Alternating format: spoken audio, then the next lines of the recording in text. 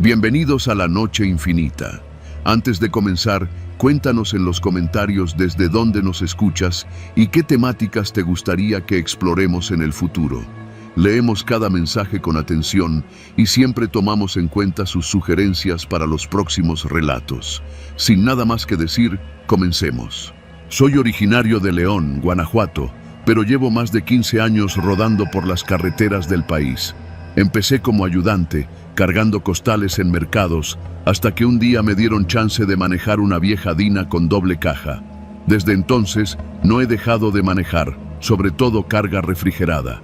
Trabajo para una empresa pequeña, de esas que no tienen logo en los camiones, pero que siempre están en movimiento. Nos dedicamos a transportar de todo, aunque en los últimos años nos especializamos en carga viva, como le dicen al traslado de animales. Lo que voy a contar sucedió hace un par de años, durante un viaje de Mazatlán a la central de abasto en Iztapalapa. Teníamos que llevar un cargamento de puercos. No era raro, ya me había tocado varias veces. El camión era una caja cerrada, ventilada, con espacio para más de 60 animales.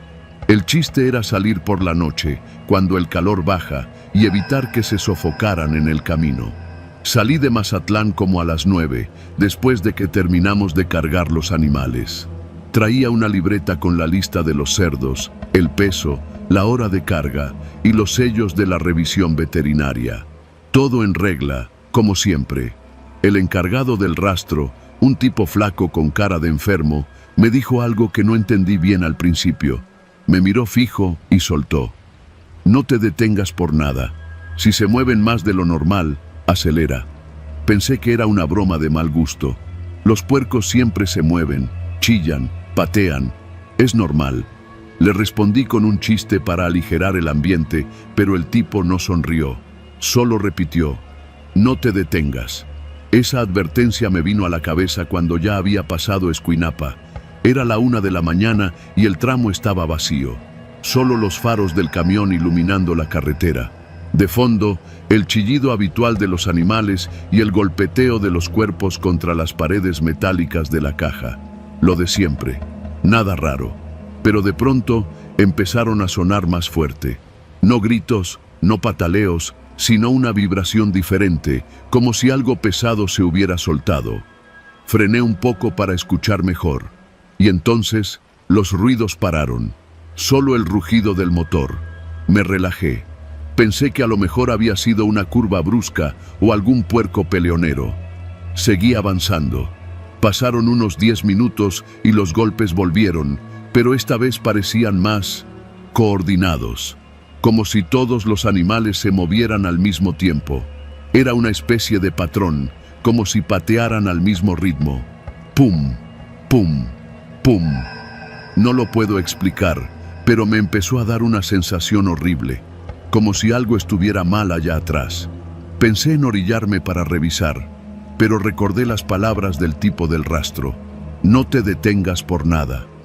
Seguí adelante, aferrado al volante. Trataba de concentrarme, pero los ruidos se volvían más intensos. Y no eran solo los golpes. Escuchaba respiraciones, muchas, como si el camión estuviera lleno no de puercos, sino de personas jadeando. Aceleré. Pasé Rosario sin mirar. Quería llegar a Culiacán lo antes posible, donde hay más tráfico y luz. Pero el tramo era largo y solitario. La vibración de la carga se volvió inestable. Empezaron a chillar como si los estuvieran matando. No exagero. He escuchado a esos animales en el matadero y así sonaban ahora, como si los estuvieran degollando uno por uno. Me detuve. No aguanté más. Puse las intermitentes y bajé con la linterna. Alrededor solo había monte y un silencio profundo. Caminé hacia la parte trasera del camión. El olor era el habitual. Mierda, orina, animal encerrado. Pero había algo más. Un tufo metálico, como a sangre fresca. Me acerqué y abrí un poco la puerta, lo suficiente para echar un vistazo sin que se salieran. Y entonces los vi. Todos estaban mirando hacia mí. No se movían, no emitían un solo sonido, solo estaban ahí, de pie, con sus cuerpos temblorosos, los hocicos abiertos y los ojos clavados en mí. Sentí como si algo me empujara desde adentro. Cerré la puerta de golpe y regresé al volante. Arranqué como si me persiguiera el mismo demonio. No quise volver a parar. Me fui derecho hasta que amaneció y vi las primeras gasolineras abiertas. Me detuve solo a cargar diésel en un pueblito que ya ni recuerdo. Compré un Gatorade, un café y una bolsita de cacahuates. No comí nada. Sentía el estómago cerrado. Durante el resto del trayecto, los animales ya no hicieron ruido. Nada, ni un solo chillido. Era como si ya no estuvieran ahí, pero sabía que seguían. El camión pesaba lo mismo. Cada bache, cada tope, lo sentía en los amortiguadores. Solo que estaban quietos, demasiado quietos. Llegué a la central de abasto como a las 9 de la noche del día siguiente. Me sentía muerto. Cuando los trabajadores abrieron la compuerta para empezar a descargar, se detuvieron en seco. Uno de ellos me miró y me preguntó: ¿qué hiciste? ¿Cómo que qué hice? Están todos golpeados, moreteados, algunos con huesos rotos. ¿Los venías maltratando o qué? Me bajé a revisar con ellos, y era cierto. Los animales estaban destrozados, no muertos, pero casi. Había marcas en el interior de la caja, como si hubieran estado desesperados por salir. Uno tenía el hocico roto, otro una pierna torcida. No entendía nada. Yo no los había tocado. No me había detenido más que una vez, y apenas abrí la compuerta. Uno de los trabajadores, un señor grande con años de experiencia, me tomó del brazo y me dijo: estos no se golpearon entre ellos, se desesperaron. Los encerraste con algo, ¿verdad? ¿Cómo que con algo? Hay veces, dijo bajito, mirando alrededor, que se mete algo que no debería estar en la carga, un espíritu, un aire enfermo. No siempre es visible, pero los animales lo sienten, y cuando eso pasa, se vuelven locos. No supe qué responder. Me pagaron como siempre. Nadie más me dijo nada, pero desde ese día dejé de transportar carga viva. Ya no pude. Cada vez que me acerco a un rastro o escucho el chillido de un cerdo, mi cuerpo se tensa. No fue lo que vi, fue lo que sentí. Como si no hubiera estado solo allá atrás, como si algo más hubiera venido conmigo, algo que nunca dejó de moverse.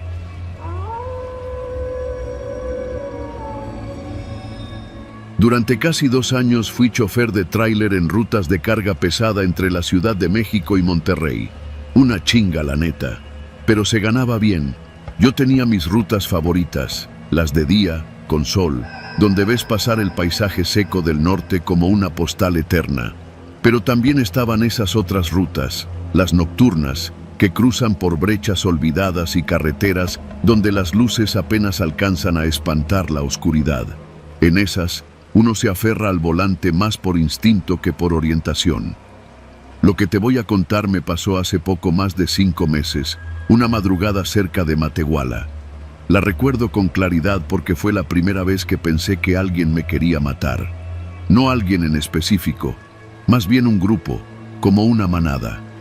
Aquel día cargué el tráiler en la central de abasto de Iztapalapa. Eran pacas de ropa usada para una tienda en Saltillo. Salí cerca de las 8 de la noche con la idea de avanzar todo lo posible mientras la autopista estuviera libre. Todo iba bien. El tramo de San Juan del Río a San Luis lo pasé sin broncas. Me detuve en un Oxxo a llenar el termo de café y seguir. Ya era casi medianoche cuando noté la primera patrulla. Venía detrás de mí desde hacía rato, las luces apagadas, como si no quisiera que lo notaran. Al principio no me preocupé. Hay muchas unidades de caminos que vigilan sin hacer escándalo, pero esta no se despegaba. En una recta, desaceleré un poco para dejarla pasar, y en lugar de rebasar, se emparejó. Volteé. El vidrio del copiloto estaba oscuro, pero juraría que alguien me estaba observando. Y luego, sin más, se fue. Me quedé con el estómago apretado. Era raro. Hay cosas que un chofer aprende a leer, señales, climas, hasta la forma de moverse de otros vehículos. Pero esa patrulla no parecía normal. Era como si esperaran que hiciera algo, como si me estuvieran midiendo. Media hora después, vi las luces de una revisión federal. No era un retén oficial, pero estaba colocado en una desviación cerca del entronque con la carretera 57. Un par de conos mal puestos, una lona blanca que decía Inspección de Seguridad, Guardia Nacional, y dos hombres parados con chalecos fosforescentes. Reduje la velocidad y frené a unos metros. Bajé el vidrio y saqué la cabeza. «¿Qué se le ofrece, jefe?», pregunté. Uno de ellos se acercó. No llevaba insignias ni radio, solo el chaleco y una gorra genérica. «Documentación del vehículo y de la carga», dijo sin mirarme a los ojos. Me bajé por protocolo. Era lo correcto, o eso pensé. Le entregué los papeles y esperé. El otro sujeto se acercó por el otro lado del tráiler como si estuviera revisando.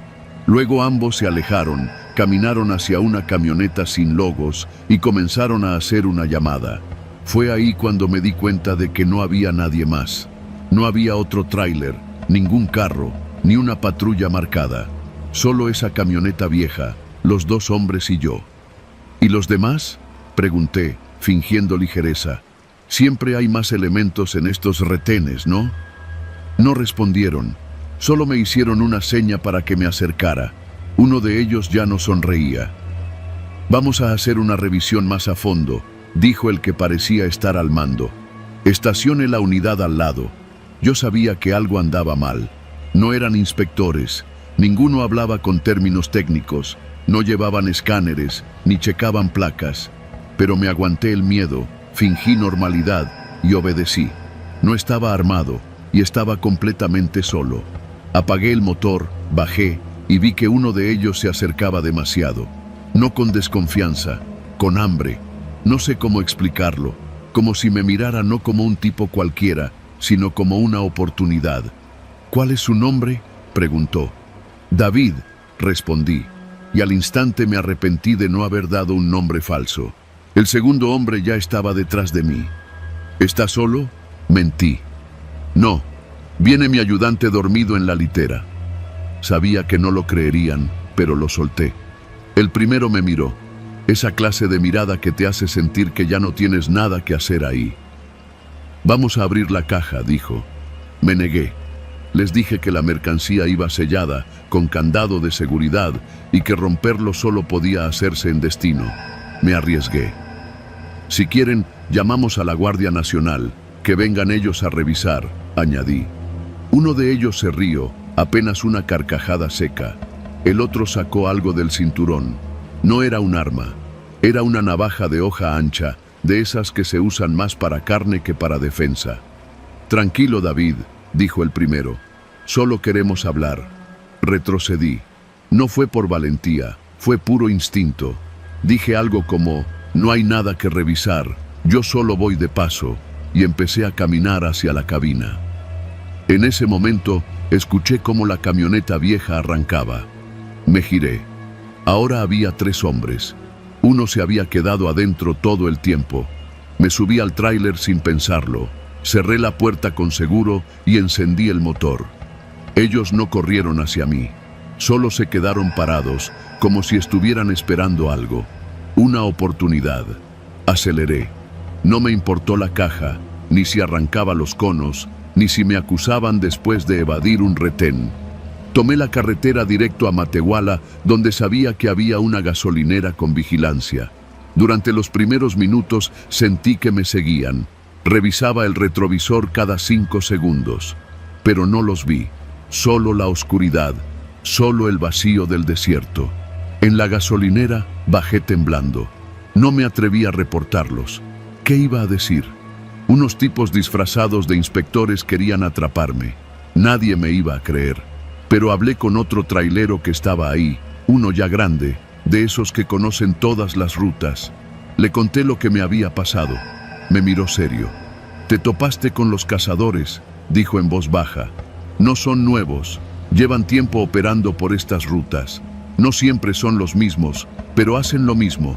Montan retenes falsos, se visten de inspectores y desaparecen gente». «¿Por qué nadie hace nada?», se encogió de hombros.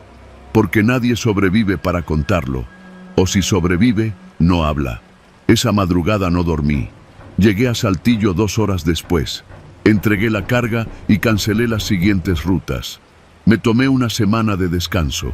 Luego pedí que solo me asignaran rutas diurnas. No sé quiénes eran, pero no eran inspectores. Eran cazadores. Cazadores de hombres. Y esa noche, por alguna razón que aún no entiendo, me dejaron ir.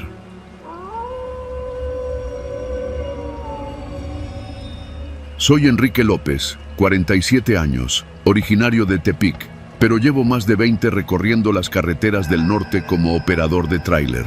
El pavimento ha sido mi casa, mi cárcel y mi único testigo. Lo que te voy a contar no es para que me tengas lástima, ni para que me creas.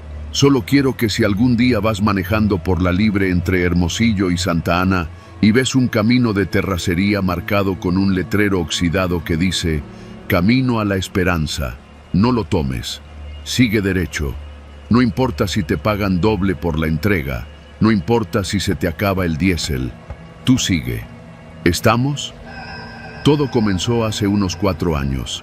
En ese entonces trabajaba para una empresa que hacía entregas nocturnas de productos farmacéuticos a clínicas rurales. Trabajo bien pagado, pero con rutas de mierda. El cargamento no pesaba mucho, pero te lo pedían a horas que ni el diablo salía.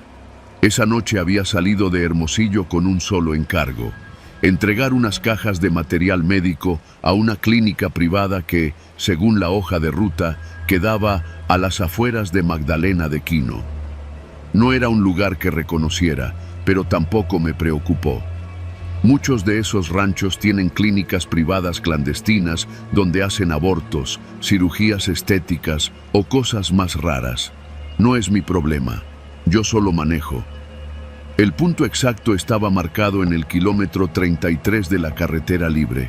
Todo iba bien hasta que el GPS me indicó que debía tomar una brecha a la derecha. El camino era de tierra suelta y piedras, muy estrecho. Me pareció extraño, pero el punto estaba bien marcado, así que seguí. Después de unos 20 minutos sin ver más que monte y oscuridad, vi una luz. Al llegar, me encontré con una construcción pequeña, como una clínica improvisada. La fachada era de bloc sin aplanar y afuera había una lámpara de halógeno colgada de un poste de madera, iluminando lo justo para ver una barda y una puerta metálica pintada de blanco. Sin timbre, solo un letrero a mano con letras rojas: entregas aquí, no bajarse del camión. Me quedé esperando unos minutos hasta que vi a un tipo salir de la puerta. Llevaba una bata médica manchada y una mascarilla quirúrgica. Caminaba con lentitud, sin decir palabra. Subió a la cabina por el lado del copiloto y me pidió la hoja de entrega. Hablaba en voz baja, pero con autoridad. Aquí va a firmar, me dijo, y me extendió una pluma negra de esas caras. Cuando le pasé la hoja, sacó una navajita de su bolsillo, se hizo un pequeño corte en el dedo pulgar y dejó una huella de sangre al lado de su firma. Me quedé mirándolo. No lo podía creer. ¿Qué pedo es este?, le pregunté. El tipo ni se inmutó. Procedimiento interno. Si no quiere seguir, llame a su empresa. ¿Y qué traen aquí?, le pregunté, sin esperar respuesta. No es de su incumbencia. Nunca me gustó que me hablen así, pero estaba solo, de noche, en un monte donde nadie me iba a escuchar gritar. Solo asentí y comencé a bajar las cajas con ayuda de una rampa hidráulica. Todo fue rápido, sin contratiempos, pero justo antes de terminar, vi algo que me dejó helado. Una de las cajas se había abierto un poco al golpear el piso, y lo que vi dentro no eran guantes, ni gasas, ni bisturís. Era un paquete sellado al vacío con, no sé cómo explicarlo, parecía piel humana, no cuero, no plástico, piel, la textura, el color, el vello corporal. Me paralicé. ¿Qué chingados es esto?, le solté al tipo. Él se acercó, lo empujó con la bota de manera indiferente y lo volvió a meter a la caja. Si abre otra, no sale de aquí. Tuve que elegir, pelear o irme. Escogí vivir. Subí a la cabina, cerré la puerta sin decir una palabra y me largué por el mismo camino por donde llegué, sintiendo una presión en el pecho que no me dejó en paz. En la empresa no preguntaron nada. Al contrario, Al día siguiente me tenían otro encargo igual, en otra ruta similar. No acepté. Me inventé que tenía gripe. Pasaron 2 semanas y no me llamaban, lo cual era raro, hasta que un compañero, el Popeye, me buscó. «Oye, Quique, tú hiciste la ruta de la Esperanza, ¿va?» Asentí. A mí me la ofrecieron ayer, pero no llegué. Me quedé tirado en el kilómetro 30 con una fuga de aceite. «No vayas, neta, no vayas». Me miró raro, pero no preguntó.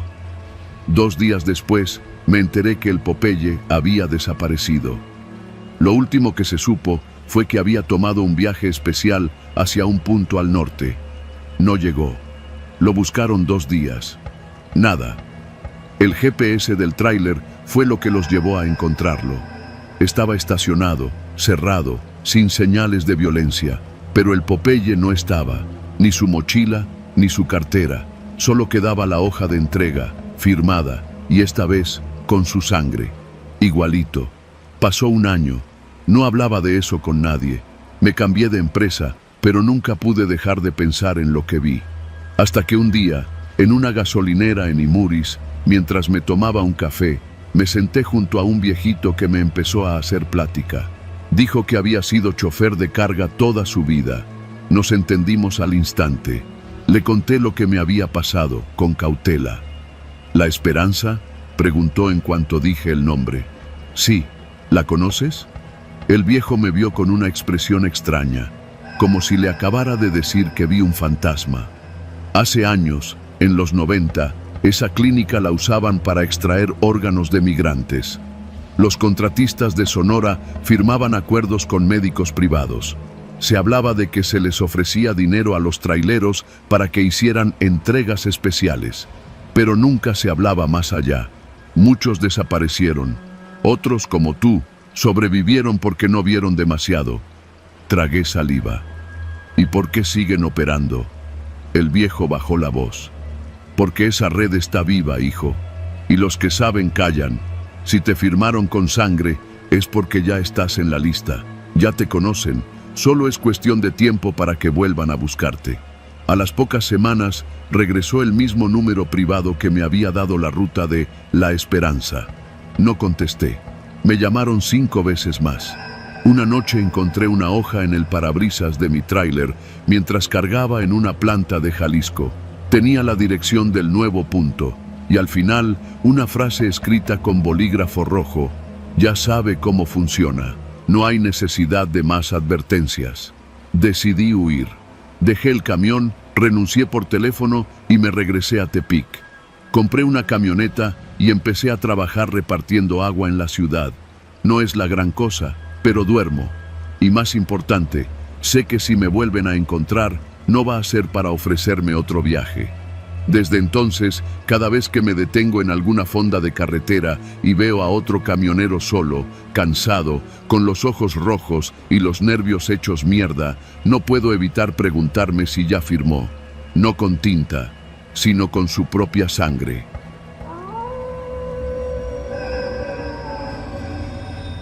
Me llamo Mario.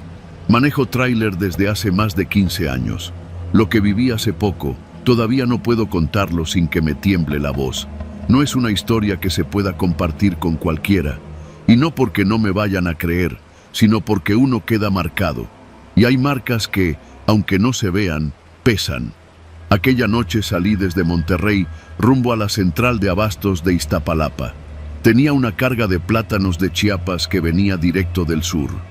Mi chamba era recogerla en San Luis Potosí y hacer el tramo hasta la Ciudad de México. Un trayecto largo, sí, pero rutinario. Nada fuera de lo común. Eso creía. Me acuerdo perfecto porque era viernes, eran casi las 3 de la mañana y ya llevaba muchas horas al volante. Había pasado Matehuala y el sueño me estaba venciendo. En ese tramo, entre Huizache y el entronque a San Felipe, no hay mucho. Una recta interminable, monte seco a los lados y una oscuridad que ni las luces altas rompen. Por seguridad, uno no debe pararse en cualquier lado, menos a esa hora. Pero no podía más. Me pesaban los párpados como si trajera costales en los ojos. Decidí buscar un lugar discreto donde pudiera echarme una pestañita de 30 minutos, máximo 1 hora. Encontré una salida de tierra junto a un señalamiento oxidado que decía kilómetro 37. No había luz, ni postes, ni gente. Perfecto. Apagué el motor, puse la alarma del teléfono y me recosté en la litera. Antes de quedarme dormido, me aseguré de cerrar bien las puertas y ponerlos seguros. Por si las dudas. No sé cuánto tiempo pasó. Mi celular nunca sonó. Lo que me despertó fue un dolor agudo en la nuca, como si me hubieran reventado algo encima. Intenté moverme, pero no podía. Me ardía la muñeca izquierda. La derecha estaba esposada a un tubo del respaldo del asiento del copiloto. Estaba amarrado, sangrando, mareado, confundido. La cabeza me latía como si tuviera un tambor dentro. Me costaba enfocar la vista, pero con esfuerzo noté que la ventana del lado del copiloto estaba rota. Había vidrios regados por todos lados. Y sangre, mi sangre. En la frente, en la camisa, en la litera, huellas de botas embarradas. Intenté levantarme, pero no podía mover la pierna izquierda. Sentí un ardor tremendo en la espinilla. Bajé la mirada y me di cuenta que tenía un corte profundo, como de navaja. Me dio náusea. No entendía nada. La cabina estaba desordenada. Mi mochila, donde guardaba los papeles, no estaba. Tampoco el celular. El GPS estaba arrancado del tablero. Me costó aceptar lo que estaba viendo. Alguien se había metido al tráiler y me habían dejado así, atado, sangrando, como si fuera una advertencia. Grité, pedí ayuda, pero en esa zona no había ni grillos. Todo era silencio y el viento. Fue entonces que noté algo más raro. La cabina tenía una peste, un olor agrio, metálico, como sangre y sudor viejo. No era mío, era más fuerte, más pesado, como si varias personas hubieran estado ahí, apretadas. Empecé a hiperventilar. Pensé en que tal vez me habían robado. Pero si solo querían robarme, ¿por qué esposarme? ¿Por qué herirme así? Traté de moverme. Busqué algo con la mano libre. Encontré una botella vacía y logré golpear el respaldo hasta que se rompió una parte del tubo donde estaba atada la esposa. Me tomó casi 1 hora, pero logré zafarme. Salí de la cabina tambaleándome, con la pierna sangrando y sin saber dónde estaba exactamente. La caja del tráiler seguía cerrada, pero el candado colgaba forzado. Lo habían abierto. Temblando, subí y eché un vistazo. Estaba vacía. No quedaba ni una caja de plátanos. Nada. Me dejaron sin carga, sin papeles, sin celular, sin idea de qué hora era. El cielo comenzaba apenas a aclararse, con esa luz azul gris que sale antes del amanecer. Caminé como pude hacia la carretera. No sabía si ir hacia el norte o al sur. Me tiré a un lado del camino, esperando ver pasar un auto, un tráiler, lo que fuera. A los 20 minutos pasó una pipa. Le hice señas con todas mis fuerzas. Frenó. El chofer se llamaba Julián, y desde que me vio supo que algo estaba mal. Me ayudó a subir, me dio agua y llamó por radio a su base. Luego, con voz baja, me dijo: ¿Te agarraron en el 37? Asentí. Apenas podía hablar. No eres el primero, me dijo. Ya han salido varios casos, pero nadie lo cuenta completo. Y los que lo cuentan, desaparecen después. Lo miré, sin entender. ¿Qué casos? Camioneros, que se paran en ese tramo, que aparecen golpeados, sin carga, unos esposados. A otros los han hallado desnudos, con signos de tortura. Y todos coinciden en algo. Nadie ve nada. Ni cámaras, ni rastros, nada. ¿Y nadie hace nada? Julián se encogió de hombros. En ese tramo no hay cobertura, y por algo lo llaman el punto muerto. Me llevó hasta una gasolinera en Villa Hidalgo. Allí me prestaron un teléfono y llamé a la empresa. Mandaron una ambulancia y la policía. Di mi declaración. Dijeron que investigarían. Nunca supe más. La empresa me cubrió lo médico y me dijo que no me preocupara, que lo importante era que estaba vivo. Pero no me volvieron a asignar rutas largas. Me mandaron a hacer repartos locales. Al principio lo agradecí, pero luego entendí. Era su manera de decirme que ya no confiaban en mí. La aseguradora no cubrió la pérdida de la carga. Alegaron negligencia del conductor. Me quedé sin trabajo 3 meses después. Hoy manejo taxis, ya no salgo de noche. A veces, cuando paso por alguna carretera desierta, me viene a la mente esa madrugada, el golpe en la cabeza, la sangre, las risas, porque sí, ahora lo recuerdo bien. Justo antes de desmayarme, escuché risas, voces de hombres, como si se burlaran, como si estuvieran divirtiéndose. Nunca supe quiénes eran, ni qué querían, ni por qué me dejaron con vida. Pero lo que más me duele es que hay alguien o algo en esa parte de la carretera y sigue ahí, esperando que algún chofer cansado como yo se detenga a descansar unos minutos. Solo eso basta.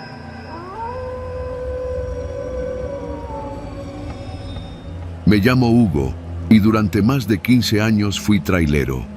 Recorrí de punta a punta este país, desde la frontera de Matamoros hasta los puertos de Manzanillo, pasando por las curvas traicioneras de La Rumorosa y los retenes corruptos de Guerrero. Nada me había preparado, sin embargo, para lo que viví en aquel tramo maldito entre Durango y Sinaloa, un infierno escondido tras la apariencia de un simple convoy de transporte. Todo empezó con una llamada que parecía una bendición. Llevaba semanas sin trabajo y la renta ya me tenía contra las cuerdas. Un contacto del viejo sindicato, un tal Goyo, me ofreció un viaje bien pagado, de esos de carga especial, dijo. Era una ruta sencilla, según él. Salir desde un parque industrial en Gómez Palacio, cruzar hacia Mazatlán y entregar la mercancía en un patio de maniobras privado.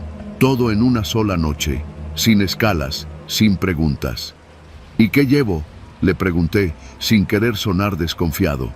Papel, supuestamente, paquetes sellados. Nada raro, respondió, bajando la voz. Pero es convoy. Te vas con otros 5. En el mundo del autotransporte, los convoyes no son raros, pero cuando son privados, silenciosos y pagados en efectivo, uno ya sabe que la carga no es precisamente legal. Pero el hambre pesa más que la moral. Acepté. Nos citaron en un predio solitario, entre la zona industrial y un canal seco. Llegué puntual, como siempre. Los otros conductores ya estaban allí. 5 trailers idénticos, todos pintados de blanco, sin logos, sin placas visibles. Mi unidad me la entregaron ahí mismo, ya encendida, con el motor ronroneando y las luces apagadas. Todo era silencioso, frío, ni una palabra de bienvenida. Un tipo flaco, con botas sucias y chaleco negro, nos explicó las reglas del convoy mientras caminaba entre los camiones como si fuera un capataz de ganado. Van en formación, 1 por 1, a 20 metros exactos, nada de rebasar, nada de radiofrecuencia personal, nada de detenerse. Si uno se orilla, todos se orillan, nadie se baja, nadie pregunta. El que rompe una regla no llega. Pensé que exageraba, pero lo dijo con una seriedad que helaba la sangre. Nadie protestó. Nos repartieron un teléfono satelital viejo a cada uno, sin internet, sin contactos, solo una aplicación con GPS, la ruta ya cargada. Luego el tipo flaco me entregó una hoja plastificada. Instrucciones de emergencia. Una sola línea escrita. Si algo se interpone en el camino, sigue. No te detengas. Nunca te detengas. A las 9:30 de la noche arrancamos. El primer tramo fue tranquilo, carretera recta, casi sin tráfico. Íbamos como fantasmas, avanzando en formación perfecta. Yo iba en el tercer lugar, detrás de un tráiler con las luces traseras rotas. Durante 1 hora todo fue tan normal que me sentí tonto por haberme preocupado. Hasta que pasamos el primer retén y los federales nos ignoraron por completo. Ninguna patrulla encendió las luces, ningún agente hizo ademán de detenernos. Al contrario, uno de ellos levantó la mano en señal de paso, como si nos estuvieran esperando. Fue ahí donde empecé a sospechar que estábamos metidos hasta el cuello. Pero no paré. La primera señal de que esto era más que un trabajo ilegal llegó antes de llegar a El Salto. Alguien, no supe quién, lanzó una bengala desde un cerro cercano. Una luz roja atravesó el cielo nocturno. Casi al instante, el primer tráiler frenó de golpe. Yo clavé el pedal del freno, rezando por no chocar al de enfrente. Por un segundo el convoy quedó detenido, en silencio, como un corazón que se detiene un instante antes del colapso.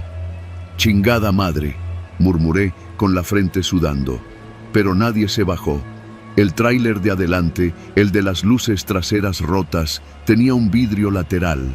Vi una sombra moverse dentro, como si alguien estuviera caminando por el camarote. Entonces el primero arrancó de nuevo, lento, casi con parsimonia, como si lo pensara 2 veces. Los demás lo seguimos, sin preguntar. La tensión en el ambiente se sentía como una presión en el pecho. Algo nos estaba siguiendo. Lo sabíamos, lo sentíamos. 1 hora después, el tráiler número 4 se desvió. Fue un movimiento sutil, apenas unos metros hacia el acotamiento, como si algo le hubiera fallado. Las luces de freno se encendieron. Esperé que regresara al carril. No lo hizo. Se quedó orillado, quieto, como un animal herido. Inmediatamente, todos los demás frenamos. Silencio. Miré por los retrovisores. Nada. Nadie se movía. Tomé el teléfono satelital y abrí la aplicación. Una nueva notificación apareció en la pantalla. Unidad 4, fuera de línea. Después de 1 minuto, arrancamos de nuevo. No preguntamos por él, no intentamos ayudarlo, solo seguimos. A la altura del kilómetro 93, el camino se volvió más estrecho. Sin faros laterales, sin señal en el celular. Ni siquiera recordaba haber pasado por ahí en otras rutas. Era como si hubiéramos entrado en una carretera fantasma. Entonces el pavimento empezó a cambiar. Ya no era asfalto liso, era rugoso, lleno de parches, como si hubiera sido reparado 1000 veces con prisas. Pasamos junto a un tráiler abandonado, volcado en una curva. No tenía cabina, solo el remolque quemado. Nadie dijo nada. Ningún convoy paró. Yo lo miré por el espejo retrovisor, preguntándome si alguien había muerto allí, si alguien lo había visto antes, o si también fue parte de un convoy que rompió las reglas. Fue en ese tramo cuando el miedo se volvió físico. Una figura apareció en medio del camino. A lo lejos, pensé que era un hombre, pero no se movía. Estaba justo en el centro, con los brazos caídos. El primero del convoy ni siquiera intentó frenar. Le pasó por encima, tal cual, como si no existiera. El segundo también. Cuando me tocó a mí, los dedos me temblaban sobre el volante. Cerré los ojos medio segundo y seguí. La sacudida del camión me dijo que sí, que había pasado algo, que lo había atropellado, pero no paré. El teléfono satelital vibró. Un nuevo mensaje. Muy bien, siga avanzando. Las reglas del convoy eran claras. 2 horas después, entramos a una zona de curvas. Uno de los trailers, no vi cuál, empezó a titubear. Iba más lento, casi se salía en cada curva. Yo pensaba que el chofer ya estaba rendido. Entonces, sin aviso, el tráiler volcó. Rodó como una bestia sin control hasta quedar de lado, bloqueando media carretera. El fuego empezó al instante. No por el impacto. Alguien lo había prendido desde adentro, lo juro. Nadie paró. Ni un claxon, ni una señal de ayuda. El convoy redujo la velocidad, rodeó los restos del camión como si fueran escombros en una obra y siguió su camino. A esas alturas ya habíamos perdido a 2. Éramos 4, y cada vez más adentro del infierno. Faltaban 30 kilómetros cuando el tráiler que iba detrás de mí empezó a emitir un pitido raro. Al principio creí que era su freno de aire, pero luego lo vi. Algo se arrastraba por un costado del tráiler. Una figura delgada, pegada al chasis, como si estuviera colgando de la puerta trasera. No era un animal, era un hombre, vestido de negro, con una capucha. Me estaba viendo, pegado al tráiler. Nadie decía nada. Volví a mirar al frente, y no volví a mirar atrás. A las 4:20 de la madrugada, llegamos. Un patio de maniobras, bardeado, con torres de vigilancia, reflectores y soldados armados. No eran del ejército, eran otros. Nos hicieron estacionar en línea, apagar los motores, bajarnos. Nadie nos habló, nos revisaron, nos pidieron los teléfonos satelitales No hubo recibo, no hubo firma, solo un sobre amarillo en la guantera, dinero en efectivo, mucho más de lo que me habían prometido. «Ya puede irse», me dijo un hombre sin uniforme mientras fumaba. «No hable de esto, no existió». Y así me fui, con el alma hecha trizas, con la certeza de que había cruzado por un pasillo del crimen que no tenía nombre, que había participado en un sistema de transporte fuera de la ley, donde la mercancía no importaba, donde lo importante era obedecer, no detenerse, nunca detenerse. Desde entonces no volví a manejar de noche, ni en convoy, porque en este país hay rutas que no están en los mapas, hay reglas que no se discuten, y hay trabajos que te dejan vivo, pero no ileso. Las reglas del convoy eran letales, y yo sobreviví por seguirlas al pie de la letra.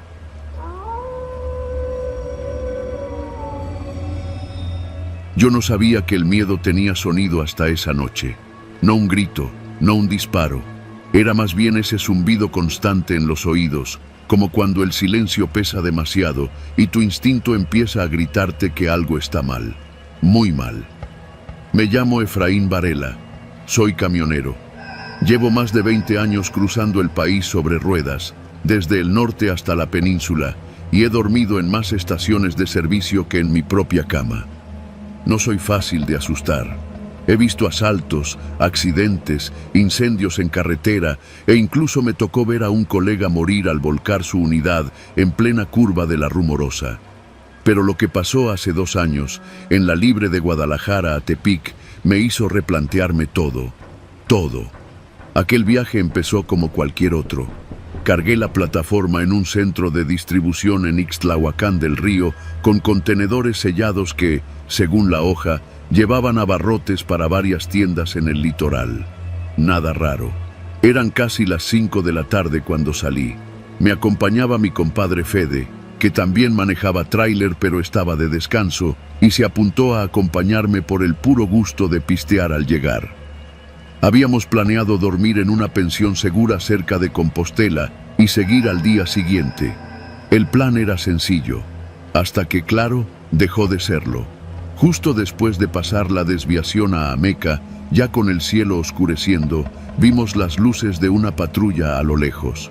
Primero pensamos que era un retén, pero cuando nos acercamos nos dimos cuenta de que no había oficiales a la vista. Solo estaba la patrulla, con las luces intermitentes parpadeando, abandonada a un lado del camino. Detrás de ella, una camioneta blanca, también sin nadie adentro. La puerta del conductor estaba abierta y las llaves colgaban aún del switch. Fede se asomó por la ventana y dijo: «No me gusta esto, cabrón. ¿Y si es emboscada?» «¿Emboscada de qué? Aquí no es zona caliente», le respondí, aunque en el fondo tampoco me latía la escena. Pasamos despacio. El tráiler crujía bajo su propio peso y cada metro me parecía más largo. Cuando estuvimos a unos 100 metros, Fede soltó un insulto seco. «¡A la madre! ¡Mira allá!». Lo que vi me heló la sangre. En la cuneta, junto al monte, había una mancha larga y oscura. Al principio pensé que era una lona tirada, pero cuando la luz de los faros le dio de lleno, vi que no era lona. Era un cuerpo, o lo que quedaba de uno. El torso estaba destrozado, como si le hubieran pasado por encima con algo pesado. Le faltaban los brazos y la cabeza. Frené en seco. Ni yo ni Fede dijimos nada en los primeros segundos. El zumbido ese del que hablé, ese que viene desde adentro de uno mismo, comenzó a expandirse por mi pecho como un eco enloquecedor. Me bajé. No sé por qué. Tal vez por pura inercia. Fede me gritó que no fuera, pero mis pies ya se estaban moviendo. Cuando llegué al cuerpo, me di cuenta de algo aún más horrible. El uniforme era de la Guardia Nacional. Aún tenía un chaleco con las siglas y parte de la placa colgando por un hilito. Me quedé ahí, tieso, sin saber si gritar o vomitar. «¡Súbete, cabrón!», me gritó Fede desde la cabina. «¡Súbete ya!». Y lo hice. No llamamos a nadie, no por miedo, por instinto, porque en ese tramo nadie viene a ayudarte de noche, porque si es un crimen reciente y tú llamas, ya te embarraste, y porque si el que lo hizo todavía anda cerca, Mejor sigues manejando como si no hubieras visto nada. Así lo hicimos. Los siguientes 30 kilómetros los recorrimos en silencio, los ojos bien abiertos, las manos temblando. Fue hasta la gasolinera en el Aguacate donde paramos. Ahí sí marcamos al 911 desde un teléfono público. Fede pidió que no dijéramos nombres. Solo dimos la ubicación, como si fuéramos otro automovilista anónimo. Después de eso nos sentamos en las banquetas de la estación. Fede abrió una caguama y me ofreció un trago. Lo rechacé. No pude dormir esa noche. Ninguno de los dos. Al día siguiente, en un tramo antes de Las Varas, nos detuvo otra patrulla. Esta sí traía elementos. Nos pidieron papeles y checaron la unidad. Me noté tenso y uno de los agentes me lo dijo. ¿Todo bien, patrón? Asentí. Pero el otro oficial, uno más joven, me miró raro, como si supiera algo, como si ya nos hubieran identificado desde antes. Nos dejaron ir, pero la sensación no se fue. En la siguiente caseta nos enteramos de lo peor. Un compañero de ruta, de esos que andan siempre en la misma región, se acercó y nos dijo con voz baja: ¿supieron lo de anoche? Encontraron el cuerpo de un guardia nacional, todo hecho mierda, pero no encontraron la cabeza. Me quedé helado. ¿Cómo que no? Nombre, ni cabeza, ni brazos, nada, nomás el tronco. Lo más cabrón es que estaba limpio, no con sangre, como si lo hubieran lavado. Fede y yo nos miramos. El silencio que siguió fue más revelador que cualquier palabra. 3 días después, al regresar de la entrega, pasamos por el mismo tramo. Ya había patrullas, cinta amarilla, agentes levantando evidencia. Y justo ahí, en un pequeño altar improvisado, una cruz de madera decía: Guardia Nacional, caído en cumplimiento del deber. Abajo, alguien había dejado una cartulina escrita con plumón. Tardó 3 días en encontrar la cabeza, pero el que la quitó sigue libre. No pregunté más. Nadie lo hizo, porque los que manejamos sabemos que en ciertas carreteras de México hay cosas que es mejor no saber. Y cuando te toca ver algo así, no lo olvidas. Nunca. Porque cada vez que paso por ese tramo, aunque sea de día, aunque vaya con la música a todo volumen, siento que algo, o alguien, me sigue mirando desde la orilla del monte. No fue un fantasma, fue alguien de carne y hueso. Alguien que sabe cómo cortar un cuerpo y desaparecer en la noche como si fuera parte del paisaje. Y ese alguien sigue ahí. Yo sigo manejando. Pero ya no duermo en cualquier lado, ya no paro donde me late raro. Y si vuelvo a ver una patrulla sin oficiales al lado del camino, acelero. Porque aprendí que el miedo sí tiene sonido. Y se escucha como el zumbido sordo de una cabeza que todavía no aparece.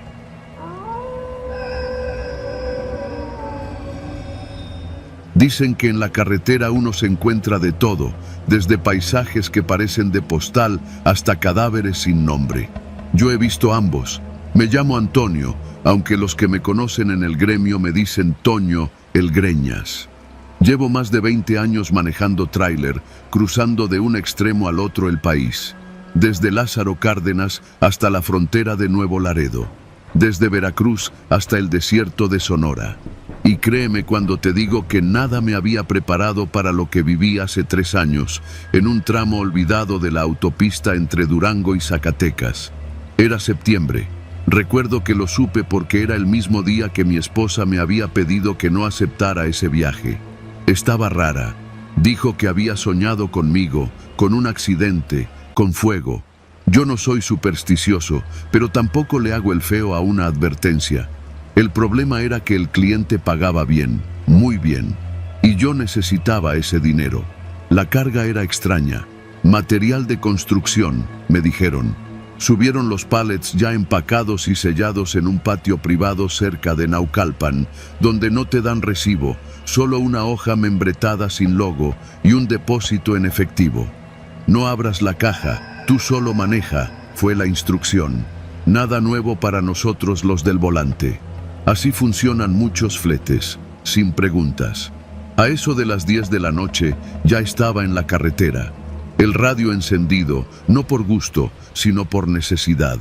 La radio en el tráiler no es solo entretenimiento, Es compañía. A veces también es advertencia. Y esa noche fue otra cosa. Primero empezó con interferencias raras, como si algo interrumpiera la señal. Luego, entre zumbidos, una voz. No era la del locutor habitual de la estación del gremio. Era una voz temblorosa, como si hablara con miedo. Decía frases sueltas. No paren en el kilómetro 43. Los camiones no vuelven. Nos están cazando. Pensé que era una broma pesada. Hay muchos que les gusta jugar con las frecuencias de Radio Ciudadana. Pero entonces escuché algo que me heló el cuerpo. Mi nombre. Antonio, tráiler blanco, placa 75 ALG. No llegues al kilómetro 43. Frené en seco. El motor vibró bajo mis pies. El volante me sudaba. Me bajé a revisar la unidad, fingiendo normalidad, como si no acabara de oír lo que oí. El camión estaba bien. Todo estaba bien, excepto por mí. La paranoia se metió en mi cabeza como un cuchillo torcido. Volví a subir y apagué la radio. Decidí avanzar sin detenerme. Llevaba cerca de 40 minutos conduciendo cuando vi a lo lejos unas luces parpadeantes. Pensé que era un retén. Nada raro, hay muchos en esa zona. Pero algo no cuadraba. No había señalización previa. No había patrullas identificadas. Solo 2 camionetas pick-up atravesadas en la carretera con unos conos de plástico viejos mal puestos. Bajé la velocidad. No había forma de pasar sin detenerme. Entonces salieron 3 tipos. No traían uniforme, solo pantalones tácticos, camisetas negras, chalecos sin logos. Pero sí iban armados. Uno se acercó a mi ventana con una linterna. No me apuntó directamente, pero la intención se sentía clara. Buenas noches, jefe. Control rutinario, me dijo sin sonreír. Tenía un acento raro, no local. Parecía de la Costa Grande tal vez, o de Veracruz. ¿Trae carga con manifiesto? Negué. ¿Qué transporta? Material de construcción. Él se rió, como si esa fuera la respuesta que esperaba. Pues vamos a revisar, ¿no? Le dije que el remolque estaba sellado, que si lo abría perdería la garantía del cliente. Me vale madres tu cliente, dijo, y ahí fue cuando vi que ya no era un control. En cuestión de segundos, 2 de los tipos ya estaban bajando al eje trasero y el tercero me apuntaba directo con el fusil. Apágalo y bájate. Obedecí. Me esposaron con bridas plásticas. Me tiraron boca abajo en el acotamiento. Uno me dio una patada en las costillas mientras otro forzaba los candados del remolque. Yo solo escuchaba. El sonido de las cajas siendo abiertas. El chasquido de las navajas cortando plástico. Luego, el silencio. Uno de ellos murmuró algo que no alcancé a oír bien. Otro respondió. Otra vez lo mismo. No mames, ya es el tercero. Un par de minutos después, escuché un disparo seco. Me tensé, pensando que venía hacia mí. Pero no, era hacia uno de los suyos. No sé por qué. No supe nunca qué pasó ahí. Pasaron 5 minutos. 10. El tipo que me había apuntado regresó y me levantó de un jalón. «Te vas. No viste nada». Me subió al camión, mis manos aún atadas. Con una navaja me cortó las bridas sin quitarme la mirada. Tenía los ojos vacíos, no en el sentido poético, literalmente vacíos, como si detrás no hubiera alma. Me dijo algo más. «Si alguien te pregunta por la radio, di que se trabó. ¿Entendido?» Asentí. Me temblaba la mandíbula. «Y no vayas a regresar, este tramo ya tiene dueño». Arranqué con las piernas temblando. No me detuve hasta llegar a una gasolinera cerca de Fresnillo. Apagué el motor y me metí al baño. Vomité. Lloré. Me lavé la cara con agua helada.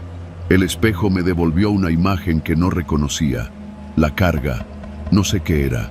Nunca lo supe. Pero esa noche entendí que hay rutas marcadas. Caminos donde los que mandan no son los de tránsito ni los federales. Rutas tomadas por grupos que no salen en las noticias.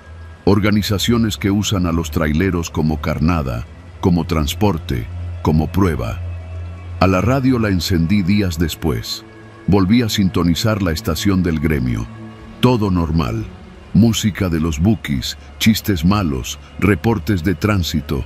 Pero ya no confío en esa voz que me acompaña. Porque esa noche la radio hablaba con voz de víctima. Y esa víctima era yo.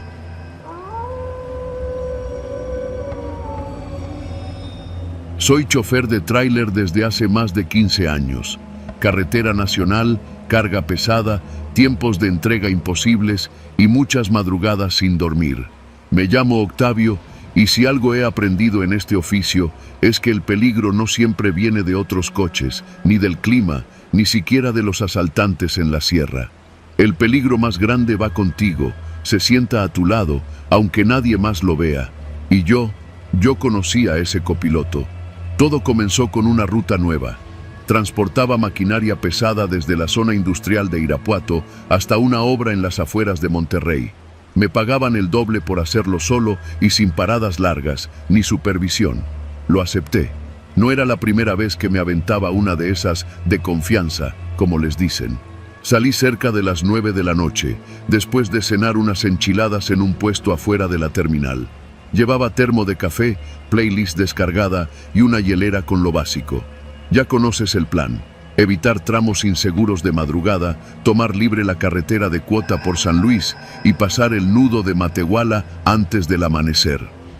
Las primeras 2 horas fueron tranquilas. Música, viento en las ventanas, poco tráfico. Pero al llegar al tramo de Celaya hacia Querétaro, noté algo raro. Mi cabeza no dejaba de hablarme. No como en pensamiento normal, sino como si alguien más me hablara. Una voz igualita a la mía, pero con un tono más pesado, más burlón. «Otra vez tú, cabrón, ¿no te cansas de jugar a ser héroe de carretera?», me dijo esa voz. No sé si era el cansancio o qué, pero por un segundo sentí que alguien iba sentado a mi derecha. Volteé y claro, el asiento del copiloto estaba vacío. Cerré la ventana, bajé el volumen y traté de calmarme. Me dije que era el estrés o que llevaba días durmiendo mal. Pero la voz volvió, esta vez más clara. «¿Y si esta vez no llegas, Octavio? Ya hiciste mucho. Ya no debes nada a nadie, ¿no? Mira la libreta. ¿Cuántos kilómetros faltan? ¿Qué pasaría si te vas por el camino viejo de Santa Rosa? Ahí no hay cámaras. Ahí nadie va a preguntar nada». Metí freno. Detuve el tráiler en un acotamiento y me bajé. Caminé un poco. Me lavé la cara con agua de una botella y respiré profundo. No quería aceptar lo que estaba pasando. Era como si otra parte de mí se hubiera soltado, una parte que ya no quería obedecer, una que ya no respetaba ni la línea blanca del arcén. Volví a subir. El silencio pesaba más que el motor. Volví a poner música. Volví a conducir. Pasando San Luis, ya como a las 3 de la mañana, empezó lo peor. La voz ya no hablaba en tono reflexivo. Ahora era autoritaria, agresiva, casi gritando. ¿Te acuerdas de Iván? El cabrón del taller que se robó tus refacciones.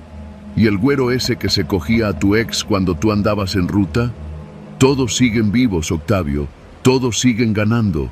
¿Y tú? Tú sigues aquí, cargando fierros para los ricos. Empecé a sudar. Apagué el radio. La voz no se detenía. Tienes que hacer algo. No puedes seguir así. No puedes ser un trapo. Mira tu cara. Estás viejo, lleno de deudas, durmiendo en el camarote mientras tu hija se cría con un padrastro. ¿Eso quieres? ¿Morir sin haber hecho nada por ti? No sé cuánto tiempo pasó, pero de pronto me di cuenta que el tráiler estaba fuera de la ruta. Me había desviado sin darme cuenta. Iba por una brecha secundaria, rumbo a Santa Rosa, justo como la voz me había dicho. No recordaba haber girado el volante, no recordaba haber pasado la caseta. Pisé el freno y detuve el camión en medio de la nada. Ahí fue cuando me habló, en primera persona.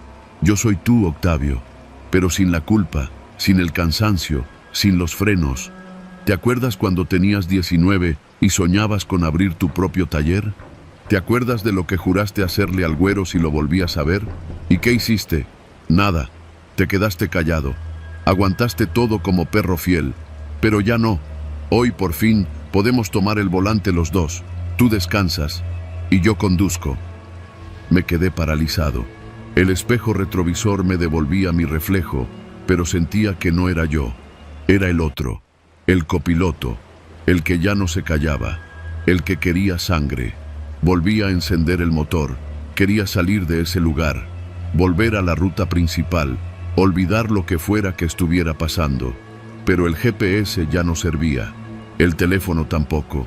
Me quedaba solo la memoria y la intuición.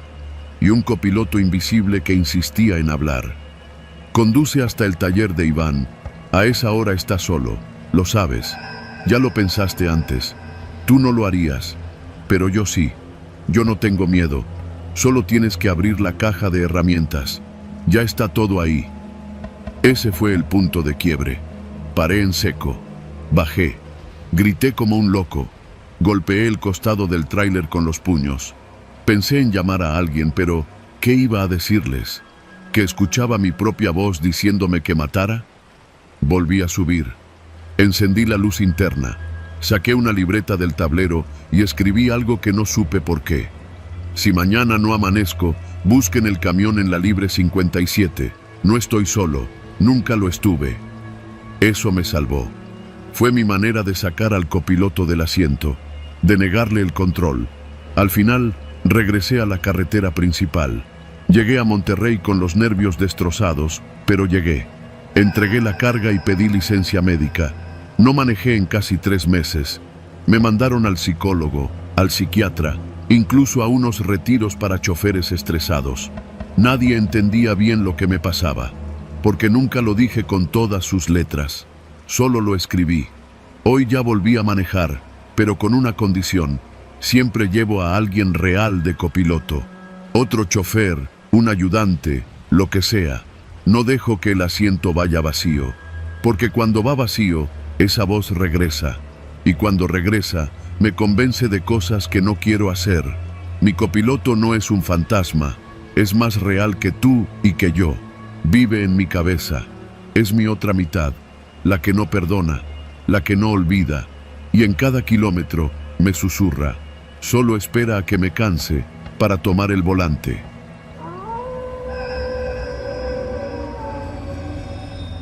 No soy trailero, ni tengo familia en el gremio, pero durante un tiempo trabajé como copiloto en una empresa de transporte de mercancía pesada que hacía recorridos entre León, San Luis Potosí y Querétaro. Empecé por necesidad, como todos, y aguanté porque el dinero era bueno y el trabajo era sencillo, al menos en teoría. Mantener al conductor despierto, revisar los mapas, contestar la radio y hacer paradas estratégicas. Mi chofer se llamaba Julián. Era un hombre de pocos amigos, de esos que no hablan mucho pero saben leer el camino con solo sentir la vibración del volante. No confiaba en nadie, ni siquiera en los GPS. Usaba sus propios mapas doblados, llenos de anotaciones con tinta roja. Siempre tomaba rutas alternas. Decía que la autopista era para los que no sabían defenderse. Una noche de septiembre, salimos de Silao con una carga de lácteos rumbo a Querétaro. Había llovido fuerte todo el día y el cielo seguía cerrado como si lo hubieran cosido con nubes negras.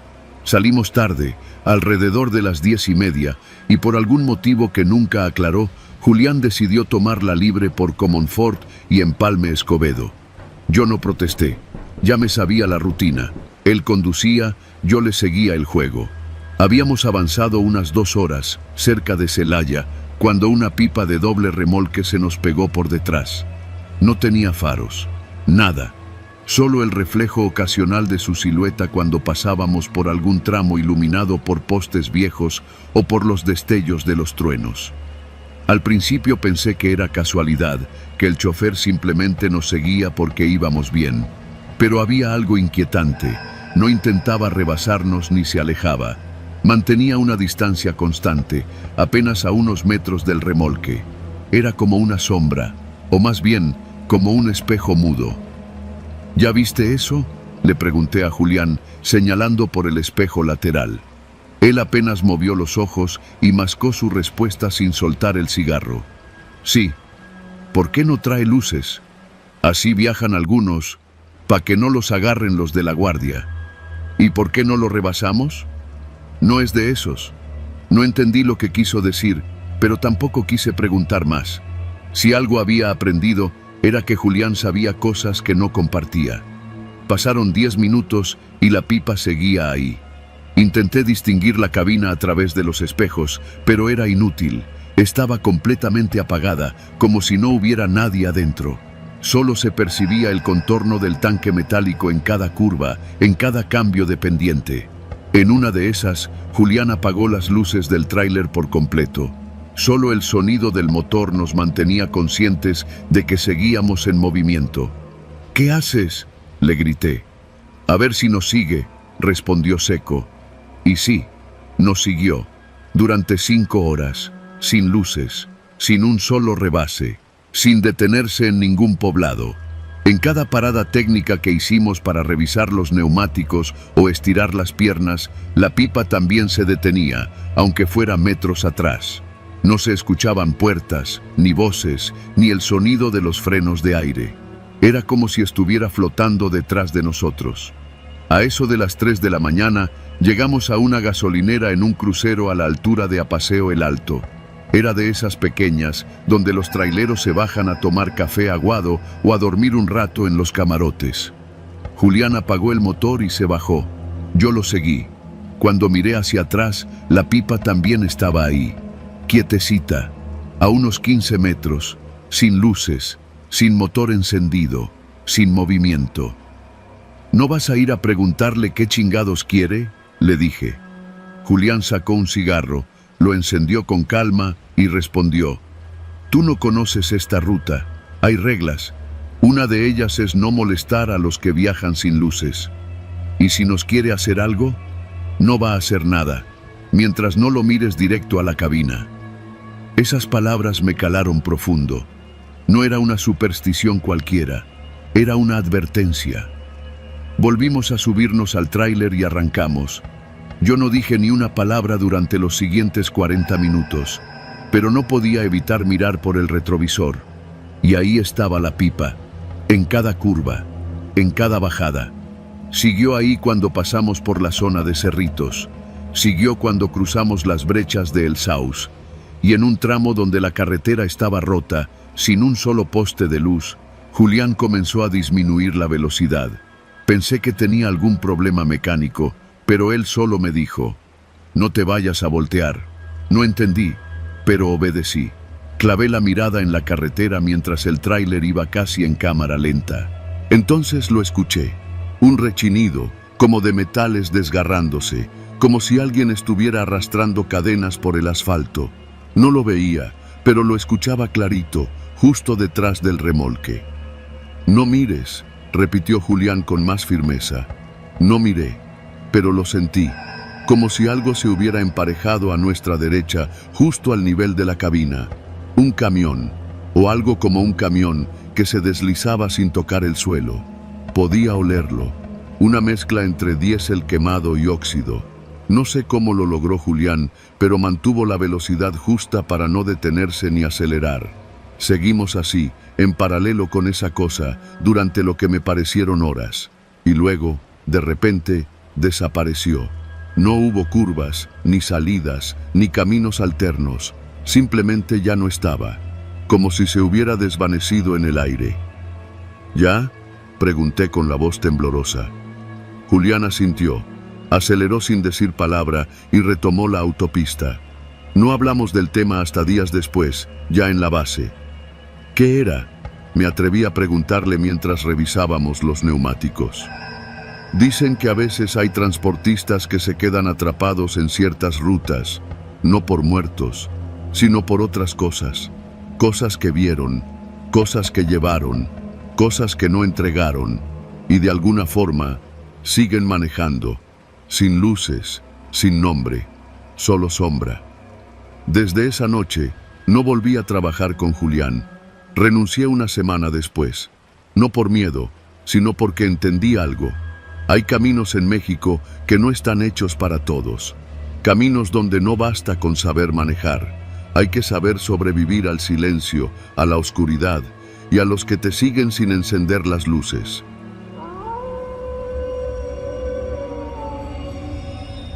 Me llamo Rigoberto, tengo 47 años y llevo manejando tráiler desde que tenía 20. En estos casi 30 años de carretera he visto cosas que muchos no creerían ni con una pistola en la cabeza. Pero lo que viví en esa ruta al sur de Veracruz no lo deseo ni al más cabrón de mis enemigos. Todo empezó con un viaje sencillo, carga liviana, 20 toneladas de cajas con material de oficina. Destino: Villahermosa, Tabasco. Salí desde la Ciudad de México, bien dormido, tanque lleno y con la radio vieja sintonizando banda norteña.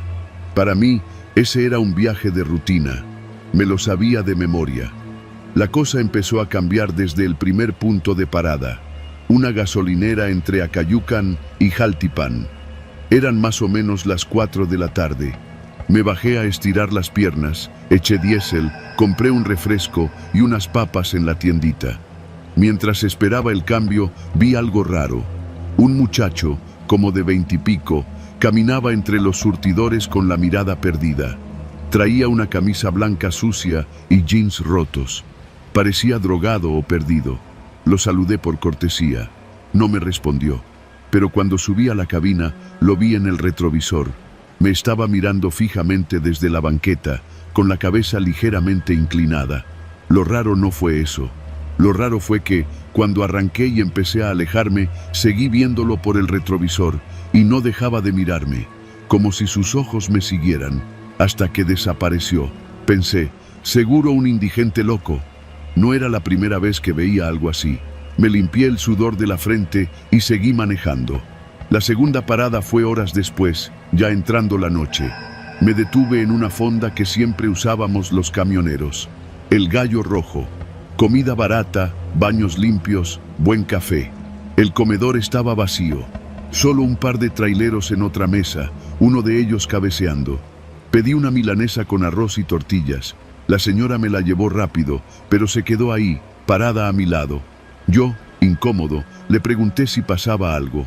Me dijo con una voz bajita, como si no quisiera que la escucharan: ¿Viene solo? Sí, ¿por? Tenga cuidado, hoy han pasado cosas raras. Ya van 2 que no regresan. ¿Cómo que no regresan? 2 camioneros. Pararon aquí, igual que usted. Uno hace 2 noches, otro ayer, y ninguno llegó a su destino. No supe si me estaba advirtiendo o si solo quería asustarme, pero esa noche no pude tragar bien la comida. Le agradecí y regresé al tráiler. Y aquí es donde empezó lo peor. Pasando la venta, ya casi a la medianoche, me entró un cansancio brutal. Me estacioné en una de esas paradas donde hay baños públicos, camiones estacionados en fila y la carretera se escucha como un zumbido lejano. Apagué el motor, cerré las ventanas, eché el asiento para atrás, me cubrí la cara con la gorra y me dormí. No sé cuánto tiempo pasó. Lo que me despertó fue un golpe seco, como si alguien hubiera azotado la puerta del copiloto. Me incorporé de golpe, con el corazón latiéndome en el cuello. No había nadie. Las luces del tráiler estaban apagadas. Todo estaba oscuro. Solo la luz tenue del poste más cercano iluminaba parte del parabrisas. Pero ahí, en la ventana, había una mano marcada, como si alguien la hubiera puesto contra el vidrio. Una mano delgada, con dedos largos, y sangre. No era tierra, no era grasa, era sangre. Encendí el motor y las luces. Salí del camión como pude, alumbrando con la linterna. No había nadie, ni rastro, pero la mancha seguía ahí. Subí y limpié la ventana. Me dije a mí mismo que alguien me estaba jugando una broma, que seguro era algún vago. Pero esa fue la primera noche en que vi al primero. Kilómetro 112, casi las 2 de la mañana. La carretera estaba vacía, solo mi tráiler y la oscuridad. Pasé una curva y entonces lo vi. En medio de la carretera, un cuerpo, tirado, un hombre. Frené de golpe, bajé como pude, corrí hacia él, no se movía, estaba boca abajo, tenía las ropas rasgadas, una mancha de sangre en la espalda y los dedos torcidos, como si los hubieran quebrado con un martillo. Lo toqué, estaba frío, más que el aire. Y entonces escuché pasos detrás de mí. Me volteé, no había nadie. Volví a mirar al cuerpo. Ya no estaba. Corrí de regreso al camión con las piernas flacas del miedo. Arranqué. Seguí manejando sin parar, con las luces altas, los ojos abiertos como platos. Me repetía que era el cansancio, que estaba viendo cosas. Pero al amanecer, cuando llegué al siguiente retén de la Guardia Nacional, vi un cartel nuevo en el parabrisas de la caseta. Se busca. Camionero desaparecido. Última ubicación conocida. Parada en la venta. Traía camisa blanca y jeans rotos. Era el muchacho de la gasolinera. Pasaron las horas. Ya no me detenía. No confiaba en nadie. No hablaba con nadie por radio. Solo quería llegar, entregar la carga y regresarme a la ciudad. Pero en cada parada, sin excepción, me pasaba lo mismo. Veía un cuerpo tirado en la carretera. Diferente cada vez. Una mujer en bata de hospital. Un anciano con uniforme de Pemex. Un niño de primaria con la mochila puesta. Todos muertos. Todos fríos. Todos con heridas que no tenían explicación. Y todos desaparecían si me acercaba. No dormí en 3 días. Cuando llegué al depósito en Villahermosa, parecía un zombi. Bajé la carga, firmé la hoja, no dije ni una palabra. Nadie me preguntó nada. Subí al tráiler para iniciar el regreso, pero antes de arrancar, vi en el retrovisor algo que me heló el alma. Detrás de mí, sentados en los asientos del camarote del tráiler, había 5 personas, las mismas que vi muertas en la carretera, y me estaban mirando. No recuerdo cómo llegué de regreso a la Ciudad de México. Solo sé que abandoné el tráiler en un corralón y nunca volví por él. Me encerré en mi casa. No he vuelto a manejar, ni siquiera coche. Durante semanas no podía dormir. Tenía la sensación de que alguien caminaba por mi casa en la madrugada. Escuchaba susurros detrás de las paredes. Oía pasos en el pasillo. Hasta que un día encontré una foto en mi buzón. No tenía sobre. Solo estaba ahí, doblada en 4. Era una foto vieja, en blanco y negro. Mostraba una fila de tráileres, todos detenidos en fila, en la venta. Y frente a uno de ellos, estaba yo. Pero no como soy ahora. Yo, más joven, tal vez 20 años atrás, y a mi lado, 5 cuerpos tirados en el piso. Desde entonces, vivo solo. No tengo contacto con mis viejos amigos de la carretera. No contesto llamadas. No acepto visitas. A veces, por las noches, escucho el motor de un tráiler afuera de mi casa. Y veo las luces encenderse. Sé que vienen por mí. Y sé que no voy a subir. Porque cada parada trae un muerto nuevo. Y yo no quiero ser el siguiente.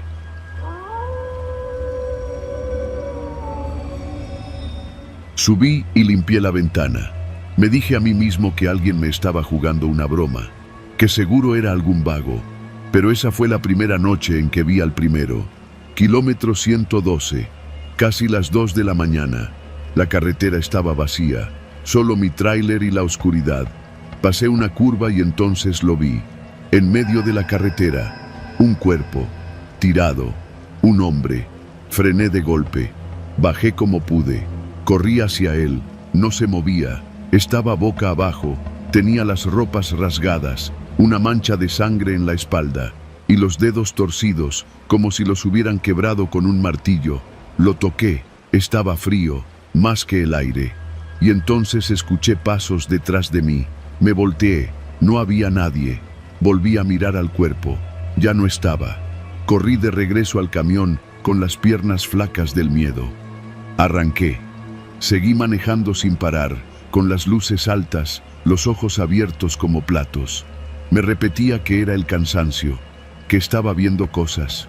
Pero al amanecer, cuando llegué al siguiente retén de la Guardia Nacional, vi un cartel nuevo en el parabrisas de la caseta. Se busca.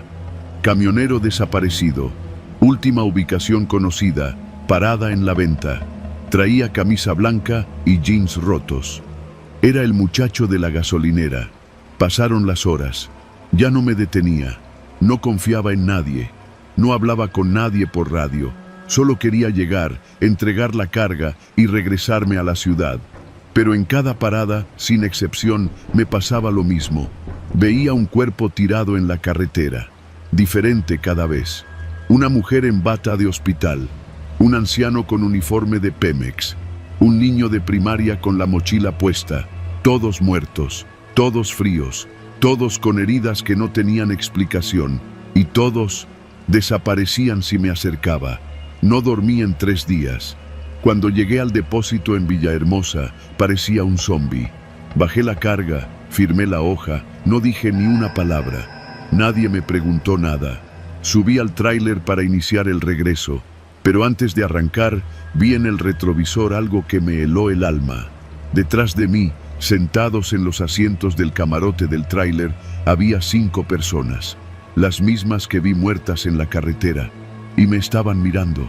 No recuerdo cómo llegué de regreso a la Ciudad de México. Solo sé que abandoné el tráiler en un corralón y nunca volví por él. Me encerré en mi casa. No he vuelto a manejar, ni siquiera coche. Durante semanas no podía dormir. Tenía la sensación de que alguien caminaba por mi casa en la madrugada. Escuchaba susurros detrás de las paredes. Oía pasos en el pasillo. Hasta que un día encontré una foto en mi buzón. No tenía sobre. Solo estaba ahí, doblada en 4. Era una foto vieja, en blanco y negro. Mostraba una fila de tráileres, todos detenidos en fila, en la venta. Y frente a uno de ellos, estaba yo. Pero no como soy ahora. Yo, más joven, tal vez 20 años atrás. Y a mi lado, 5 cuerpos tirados en el piso. Desde entonces, vivo solo. No tengo contacto con mis viejos amigos de la carretera. No contesto llamadas. No acepto visitas. A veces, por las noches, escucho el motor de un tráiler afuera de mi casa y veo las luces encenderse. Sé que vienen por mí y sé que no voy a subir, porque cada parada trae un muerto nuevo. Y yo no quiero ser el siguiente. La abrí. Un olor rancio, espeso y metálico salió como un puño directo a la cara. Era como si algo se estuviera pudriendo desde hace semanas.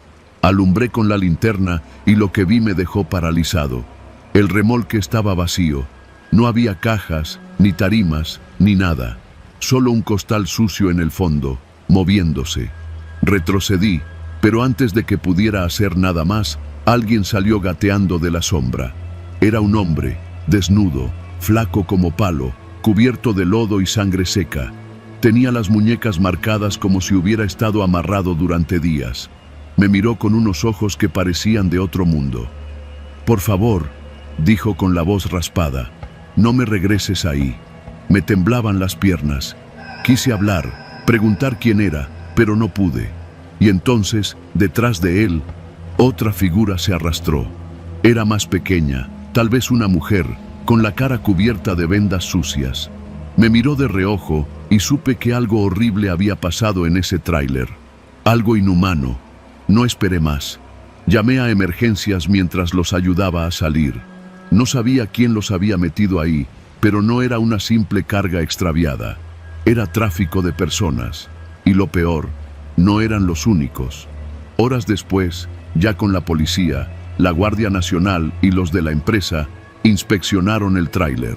Encontraron restos de sangre seca, una manta con las siglas de una célula criminal y huellas de más personas, tal vez 8 o 10 en total. Los 2 que rescaté sobrevivieron.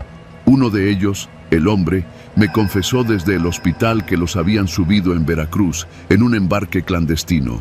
Los tenían sedados, encadenados. Cuando despertó, estaban en movimiento. Pero alguien murió de asfixia y empezaron a empujar el cuerpo para sacarlo de encima. Lograron romper parte del candado desde dentro. Fue su única oportunidad. El número 737 del remolque fue retirado. Nunca supe más del caso. La empresa me mandó de vacaciones forzadas, me pidieron que no hablara con la prensa y firmé papeles de confidencialidad. Pero desde entonces, cada que escucho golpes en la caja del tráiler, no pienso en la carga suelta. Pienso en esas respiraciones, en esas miradas perdidas, en la puerta trasera que nunca debió abrirse. Y me pregunto, ¿cuántas veces habrá pasado sin que nadie lo notara?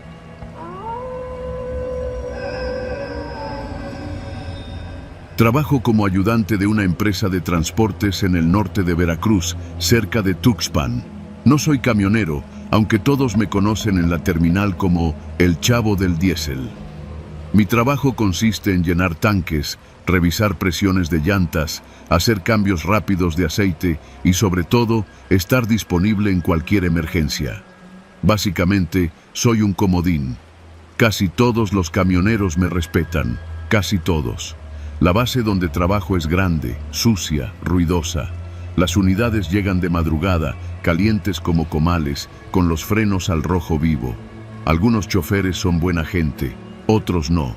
Y hay un grupo en particular, los que se hacen llamar los de la 14, que siempre me cayeron mal. Son tipos pesados, de esos que bromean entre ellos con cosas que no dan risa, que se ríen cuando alguien se lastima, que abusan de los novatos y se protegen entre ellos. Nadie los confronta.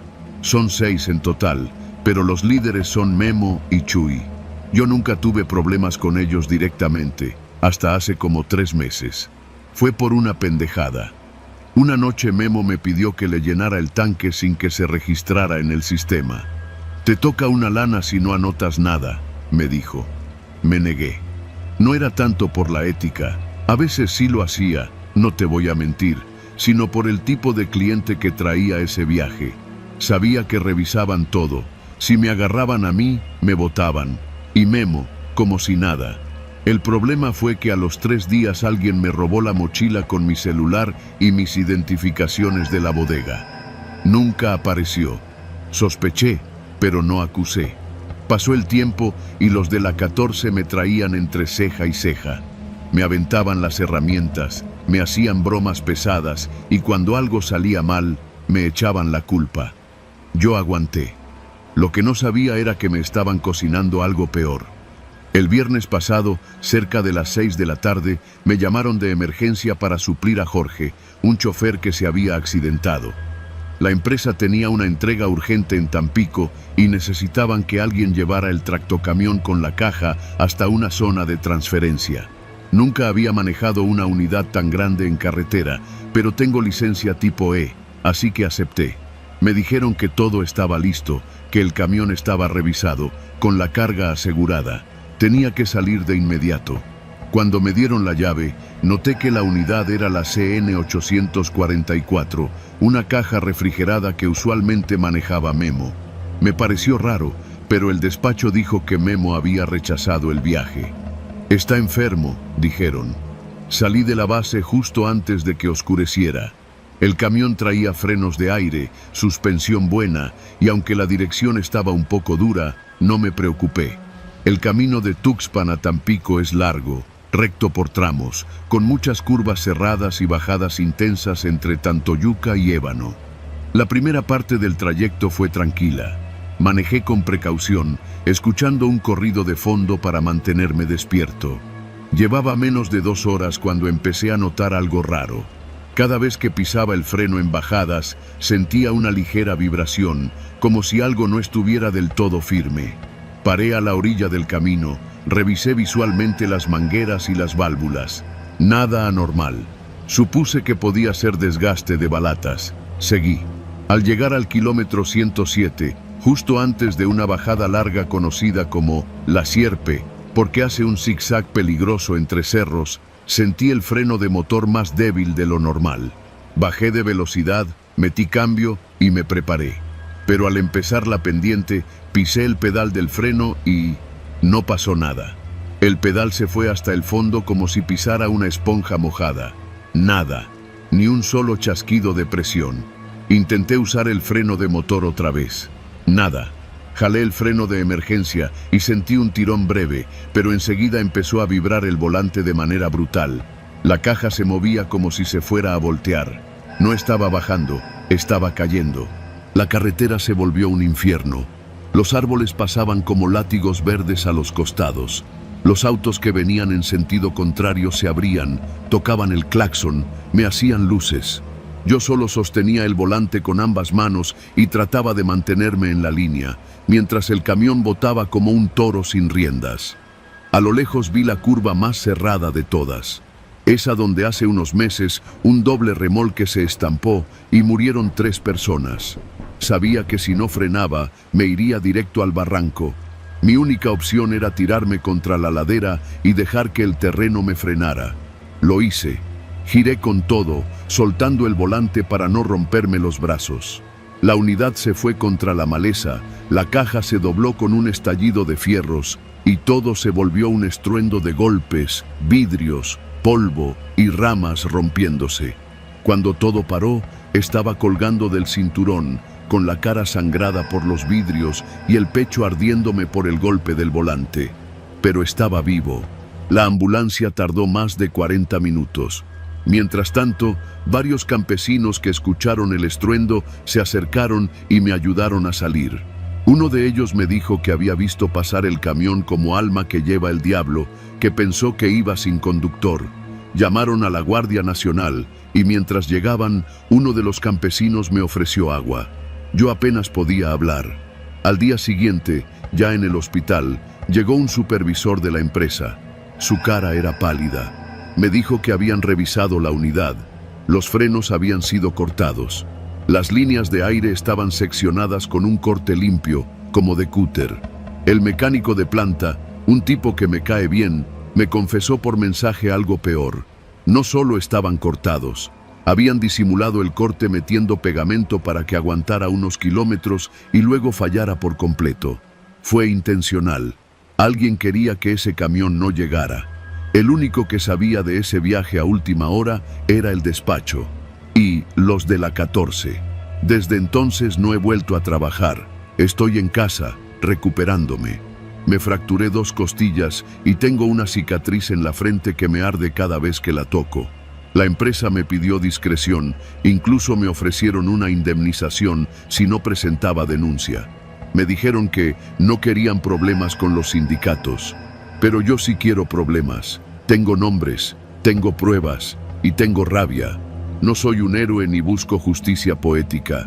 Pero Memo y Chuy no contaban con que el camión que sabotearon no lo iba a manejar su enemigo, sino un simple ayudante, y aún así fallaron.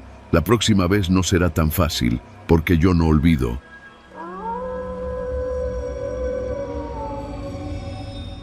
Mi nombre es Julián. Tengo 44 años y llevo más de 20 en el volante de un tráiler. He rodado por todas las carreteras del país, desde la México-Laredo hasta la del Pacífico.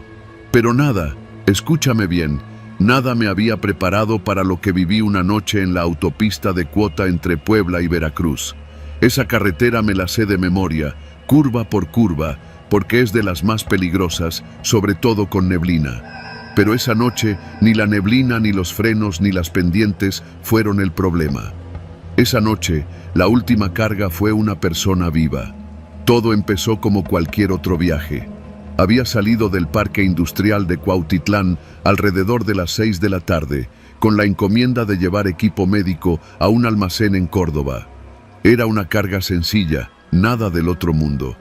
Lo que la hacía inusual era que debía pasar a un punto intermedio, a las afueras de Tecamachalco, para recoger una entrega adicional. Así decía el documento que me firmaron, sin mayor detalle. Lo firmó un tipo de lentes oscuros que no se quitó el cubrebocas ni siquiera para hablar. Me pareció extraño, pero no hice preguntas. Los traileros aprendemos a no preguntar cuando la paga es buena. Pasé por el punto justo antes de las 10 de la noche. Una bodega polvosa, mal iluminada, con una reja negra apenas sostenida por 2 bisagras viejas. Toqué el claxon como me dijeron y salió un muchacho flaco, con gorra y una chamarra de mezclilla, arrastrando una caja de metal. Pesaba bastante, porque entre los dos apenas pudimos subirla con la rampa hidráulica. Lo raro fue que no tenía etiquetas, ni marcas de envío, ni nada que identificara su contenido. ¿Qué es esto?, le pregunté con desconfianza. Nada que deba preocuparte, solo no lo abras, ni lo muevas.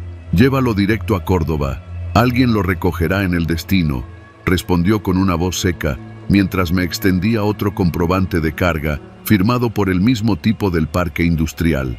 Sellado, legal, pero todo apestaba a algo torcido. Arranqué con un presentimiento raro. No miedo, todavía no, más bien incomodidad, como cuando algo no encaja en el tablero del tráiler. Me dije que eran ideas mías, que debía enfocarme en la carretera, pero los kilómetros empezaron a pesar más de lo habitual. Y no era el sueño, Fue casi al llegar a la caseta de Esperanza cuando lo escuché por primera vez. Un golpe, seco, metálico, proveniente del remolque. Reduje la velocidad, pensando que se había zafado una correa, que alguna caja mal amarrada había cedido. Me orillé en una bahía de emergencia, encendí las luces de cortesía y bajé con la linterna en mano. Rodeé el tráiler. Las puertas seguían selladas con el candado de seguridad, el mismo que había puesto en Cuautitlán. Revisé los costados, nada a simple vista. Entonces volví a escucharlo. Un segundo golpe, más fuerte, como si algo adentro hubiera pateado las paredes. Y luego, una voz. «Por favor, sácame de aquí». Me paralicé. La linterna tembló en mi mano. Me acerqué al remolque. Pegué la oreja al metal frío. «¡Ayuda! ¡No me dejes aquí!». Era una voz de hombre. Sonaba desesperado y estaba viva. Di 3 pasos hacia atrás, mirando la cerradura del candado. Estaba intacta, sellada. Nadie había abierto el tráiler desde que lo cerré, pero esa voz seguía suplicando desde dentro. No sabía qué hacer. Abrirlo era romper el sello de carga, lo cual me pondría en un problema legal si era una trampa. Pero si no lo abría, tal vez alguien moría ahí adentro. Tomé el radio y llamé a mi jefe. «¿Qué pasa, Julián? En la caja hay alguien. Hay una persona viva ahí adentro. Estoy oyéndolo». Silencio. Demasiado largo. «No abras nada», dijo, con voz dura. «Sigue hasta Córdoba. Esas son las instrucciones. Lo que haya ahí no es tu problema. Pero si se muere, está pidiendo ayuda». «Cállate y conduce, cabrón», me gritó. «Esa carga no es tuya, solo manéjala, y no te detengas más. Si abres ese remolque, más vale que no regreses». Me quedé helado. Apagué el radio. Miré el camino frente a mí, negro, vacío, interminable, y arranqué. Pero cada kilómetro era un infierno, porque los golpes no pararon. Cada cierto tiempo, la voz gritaba, lloraba, pedía agua, decía que tenía frío. A veces maldecía. A veces solo sollozaba. Llegué a pensar que me estaba volviendo loco, que había algo en esa caja que estaba jugando con mi mente.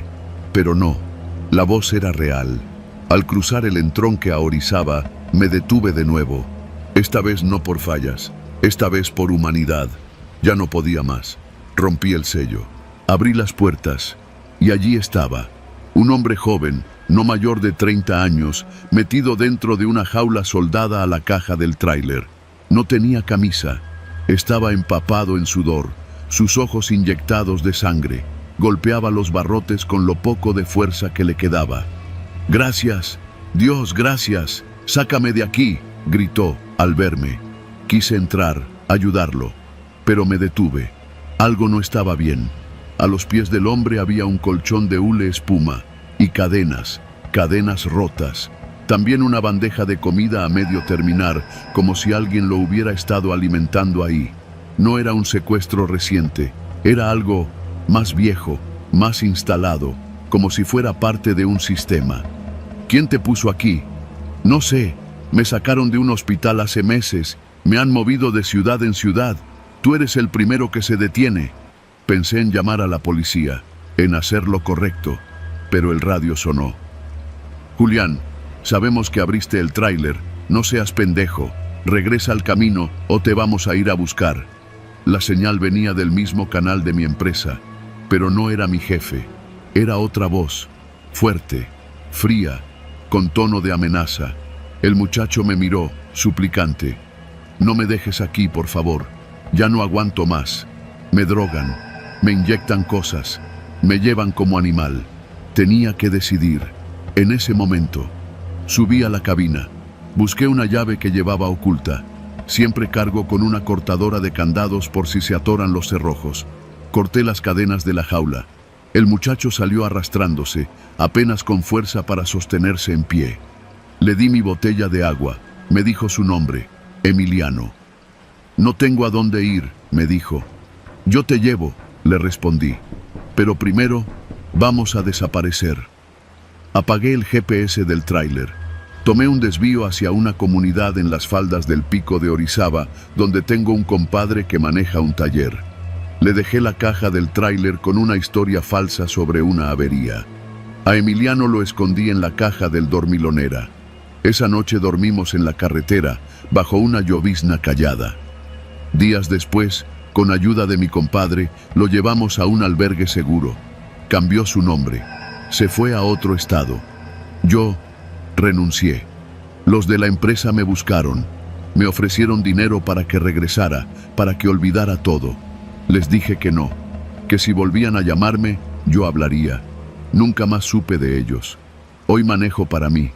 Camioneta chica. Reparto verduras entre pueblos de Morelos. Lo suficiente para vivir. Pero no me quejo. A veces, cuando paso por la misma carretera, veo cajas cerradas en los remolques de otros trailers. Y me pregunto cuántas de ellas llevan lo mismo. Gente, personas, vidas escondidas entre el metal, el motor y el silencio. Yo abrí una, y eso me cambió para siempre.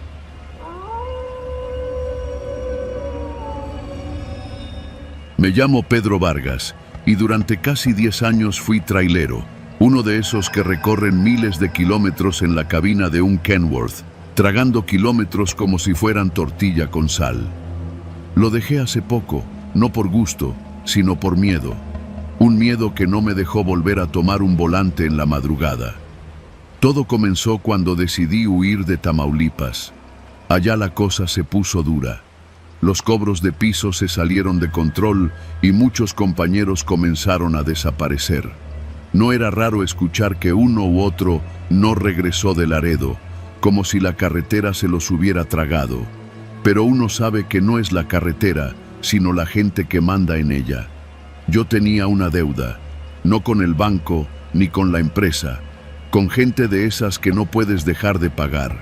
Y no por gusto, sino porque una vez que les aceptas un encargo, como cargar algo más en tu remolque sin preguntar, ya no puedes salirte.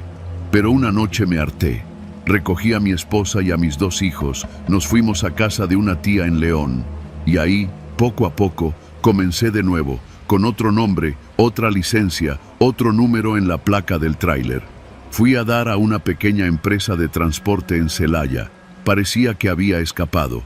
Me asignaron una ruta sencilla: Celaya, Guadalajara, ida y vuelta con carga liviana.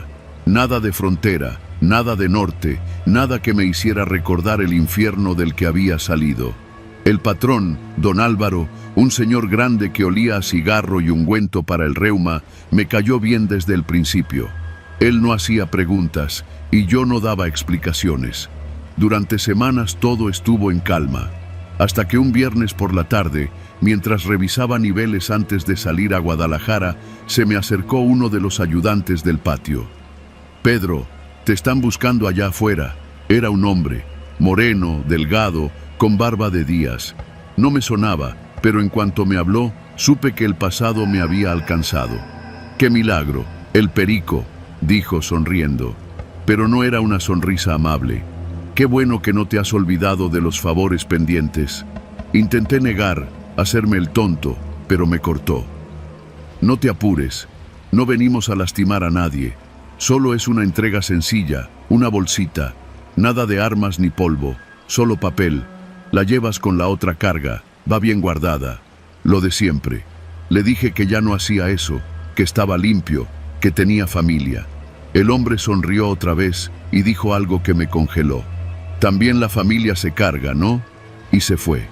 Esa noche salí con la carga habitual, cajas con artículos de ferretería y una bolsa negra, pequeña, del tamaño de una laptop, que el amigo me entregó justo antes de salir. La metieron entre las otras cajas, bien asegurada, con la promesa de que alguien la recogería al llegar a Guadalajara, en un punto específico. Tomé carretera a las 9 de la noche. Era marzo, el aire seco, el cielo limpio. Pasé Salamanca, Irapuato, León, todo sin novedad. Pero al llegar a la caseta de Ecuandureo, justo antes de Zamora, empecé a sentirme raro. El volante se me hacía más pesado. Las luces del tablero parpadeaban de vez en cuando, como si algo estuviera drenando la energía del tráiler. Pensé que era una falla eléctrica, pero entonces escuché un ruido. Algo golpeaba el interior del remolque. Primero creí que era la carga mal acomodada, pero el sonido era diferente. No era un golpeteo de cajas, era como si alguien rascara. Reduje la velocidad, miré los espejos. Nada. Revisé la pantalla del sistema de monitoreo de carga. Todo en su lugar. Intenté no pensar. Subí el volumen del estéreo, pero el ruido seguía, persistente, como uñas sobre metal. Quise detenerme, revisar, pero algo en mí me decía que no debía, como si algo estuviera esperando que abriera. Seguí manejando. El reloj marcaba poco más de la 1 de la mañana cuando pasé La Piedad. Fue ahí cuando lo vi. Un tráiler venía en sentido contrario. No era raro, pero lo extraño fue su aspecto, viejo, sucio, como salido de un basurero. Pero lo que más me perturbó fue el conductor. Era un hombre calvo, con la cara completamente vendada. Solo se le veían los ojos. Al pasar junto a mí, levantó la mano como si saludara o como si me señalara. Me temblaron las manos. Me detuve en la gasolinera más cercana. Apagué el motor y bajé. El silencio era absoluto. Solo el zumbido lejano de los transformadores eléctricos. Caminé hacia la parte trasera del remolque. Me acerqué con cuidado. Puse la mano en la manija de la compuerta. Y ahí lo escuché con claridad. Una voz de hombre, grave, apagada, que venía desde dentro del remolque. «Ya me trajiste, Pedro». Solté la manija. Corrí de regreso a la cabina y arranqué sin pensar. El motor rugió como si también tuviera miedo. Conduje sin parar hasta llegar a la entrada de Guadalajara. Entregué la carga como si nada. Nadie preguntó por la bolsa. Nadie vino a recogerla. Me dijeron que el cliente había cancelado, que dejara todo en la bodega. Me pagaron y me fui. Pero desde esa noche, algo me siguió. Cada vez que manejaba, veía luces que no estaban. Escuchaba voces. Sentía peso extra en el tráiler, aunque fuera vacío. Un domingo, al llegar al patio en Celaya, encontré a don Álvaro esperándome. Tenía el rostro serio. «Tú traías la unidad 109, ¿verdad?», asentí. «La vamos a dar de baja. El remolque no sirve. Huele mal por dentro. Hay manchas raras. Los otros choferes dicen que sienten cosas pesadas». Me preguntó si quería otra unidad. Le dije que no. Le di las gracias y renuncié. Desde entonces, manejo solo vehículos ligeros. Entregas cortas, de día. No cargo nada que no pueda cargar con las manos. Y cada vez que veo un tráiler por la carretera, sobre todo uno viejo, con un conductor extraño, me aparto. Porque aprendí que cuando uno acepta cargas ajenas, también carga con los muertos de alguien más.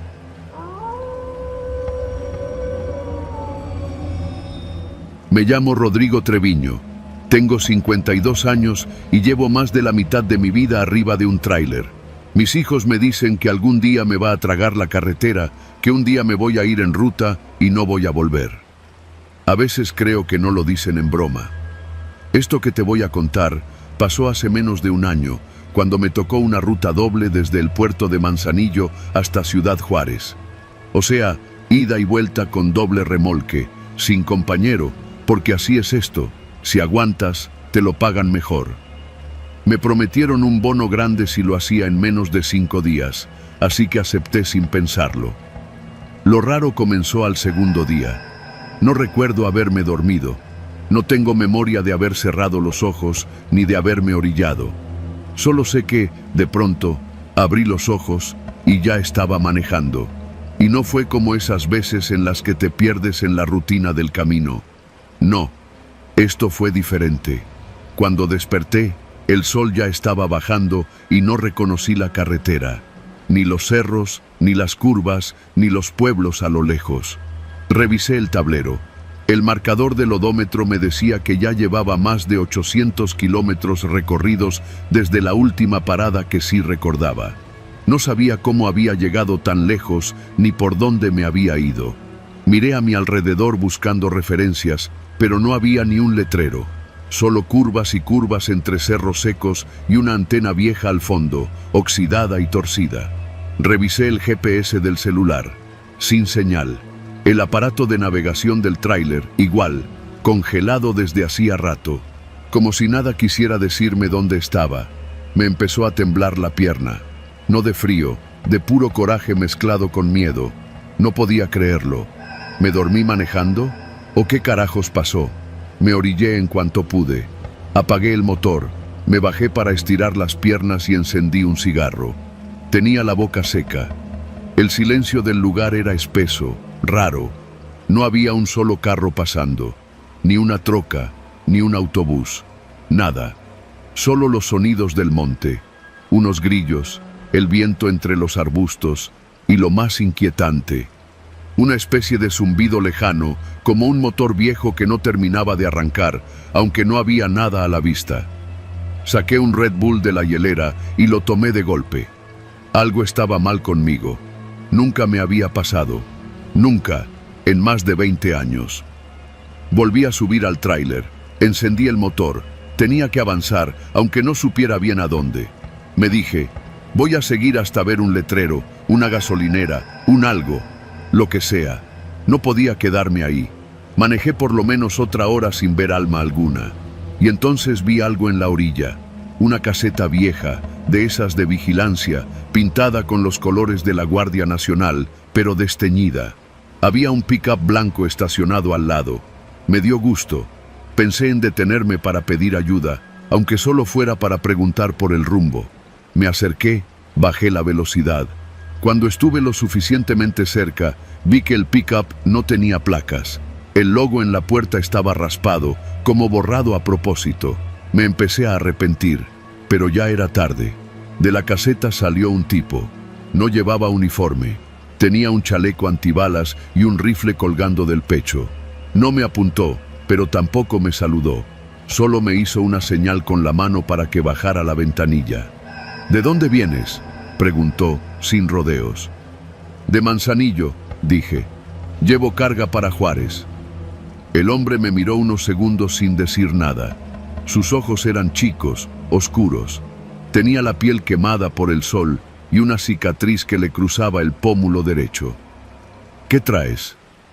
Fertilizante y herramientas. ¿Te revisaron en Mazatlán? Me costó trabajo responder. ¿Mazatlán? Ni siquiera sabía si ya había pasado por ahí. En ese momento me di cuenta de algo peor. No recordaba las últimas 20 horas. Mi silencio lo puso tenso. ¿Todo bien, patrón? Sí, mentí. Perdí la señal del GPS. Me vine por donde me marcaba el sistema. Pero creo que me desvié. Él no dijo nada por varios segundos. Luego asintió lentamente, como si entendiera algo que yo no. Siga derecho. Cuando vea una curva doble, tome la segunda salida. Va a salir a carretera federal, pero no se detenga ahí, ni aunque vea gente, ni aunque lo paren. ¿Entendido? Tragué saliva. Sí. Suerte. Volví a acelerar, sin mirar atrás. Sentí que me observaba por los espejos. El miedo se me fue metiendo en el pecho como agua fría. No era la primera vez que me encontraba con alguien armado en la carretera, pero había algo en ese tipo, en la manera en que hablaba, como si supiera que yo no estaba ahí por accidente. A los 20 minutos, llegué a la curva doble, tal como me dijo. Y sí, en la primera salida vi lo que parecía un retén improvisado.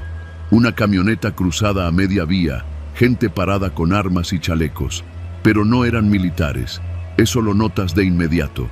Me pasé de largo sin frenar. Por el espejo, vi que uno de ellos alzó el brazo como para señalarme. Pero nadie me siguió.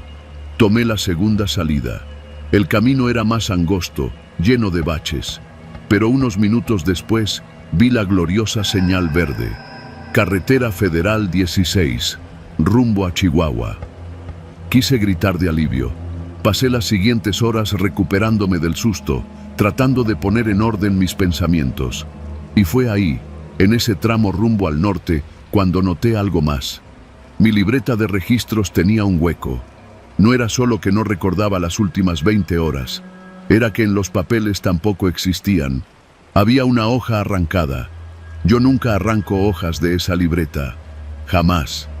Cuando entregué la carga en Juárez, todo estaba en orden. Nadie me dijo nada. Me firmaron, me pagaron, pero la sensación de que algo raro me había pasado no me dejaba en paz. Desde entonces empecé a poner cámaras internas en la cabina, no para grabar el camino, sino para grabarme a mí mismo, lo que hago, lo que digo, lo que duermo. No me ha vuelto a pasar algo así, pero te juro que no hay noche en la que no me despierte pensando en esos 800 kilómetros de los que no tengo recuerdo. Y a veces, mientras manejo por carreteras vacías al amanecer, juro que escucho ese mismo zumbido, lejano, como un motor fallando, o como una advertencia, porque lo peor de todo es que siento, muy dentro de mí, que no fui yo quien manejó ese tramo, y tal vez, un día, vuelva a despertarme manejando, y ya no sea yo.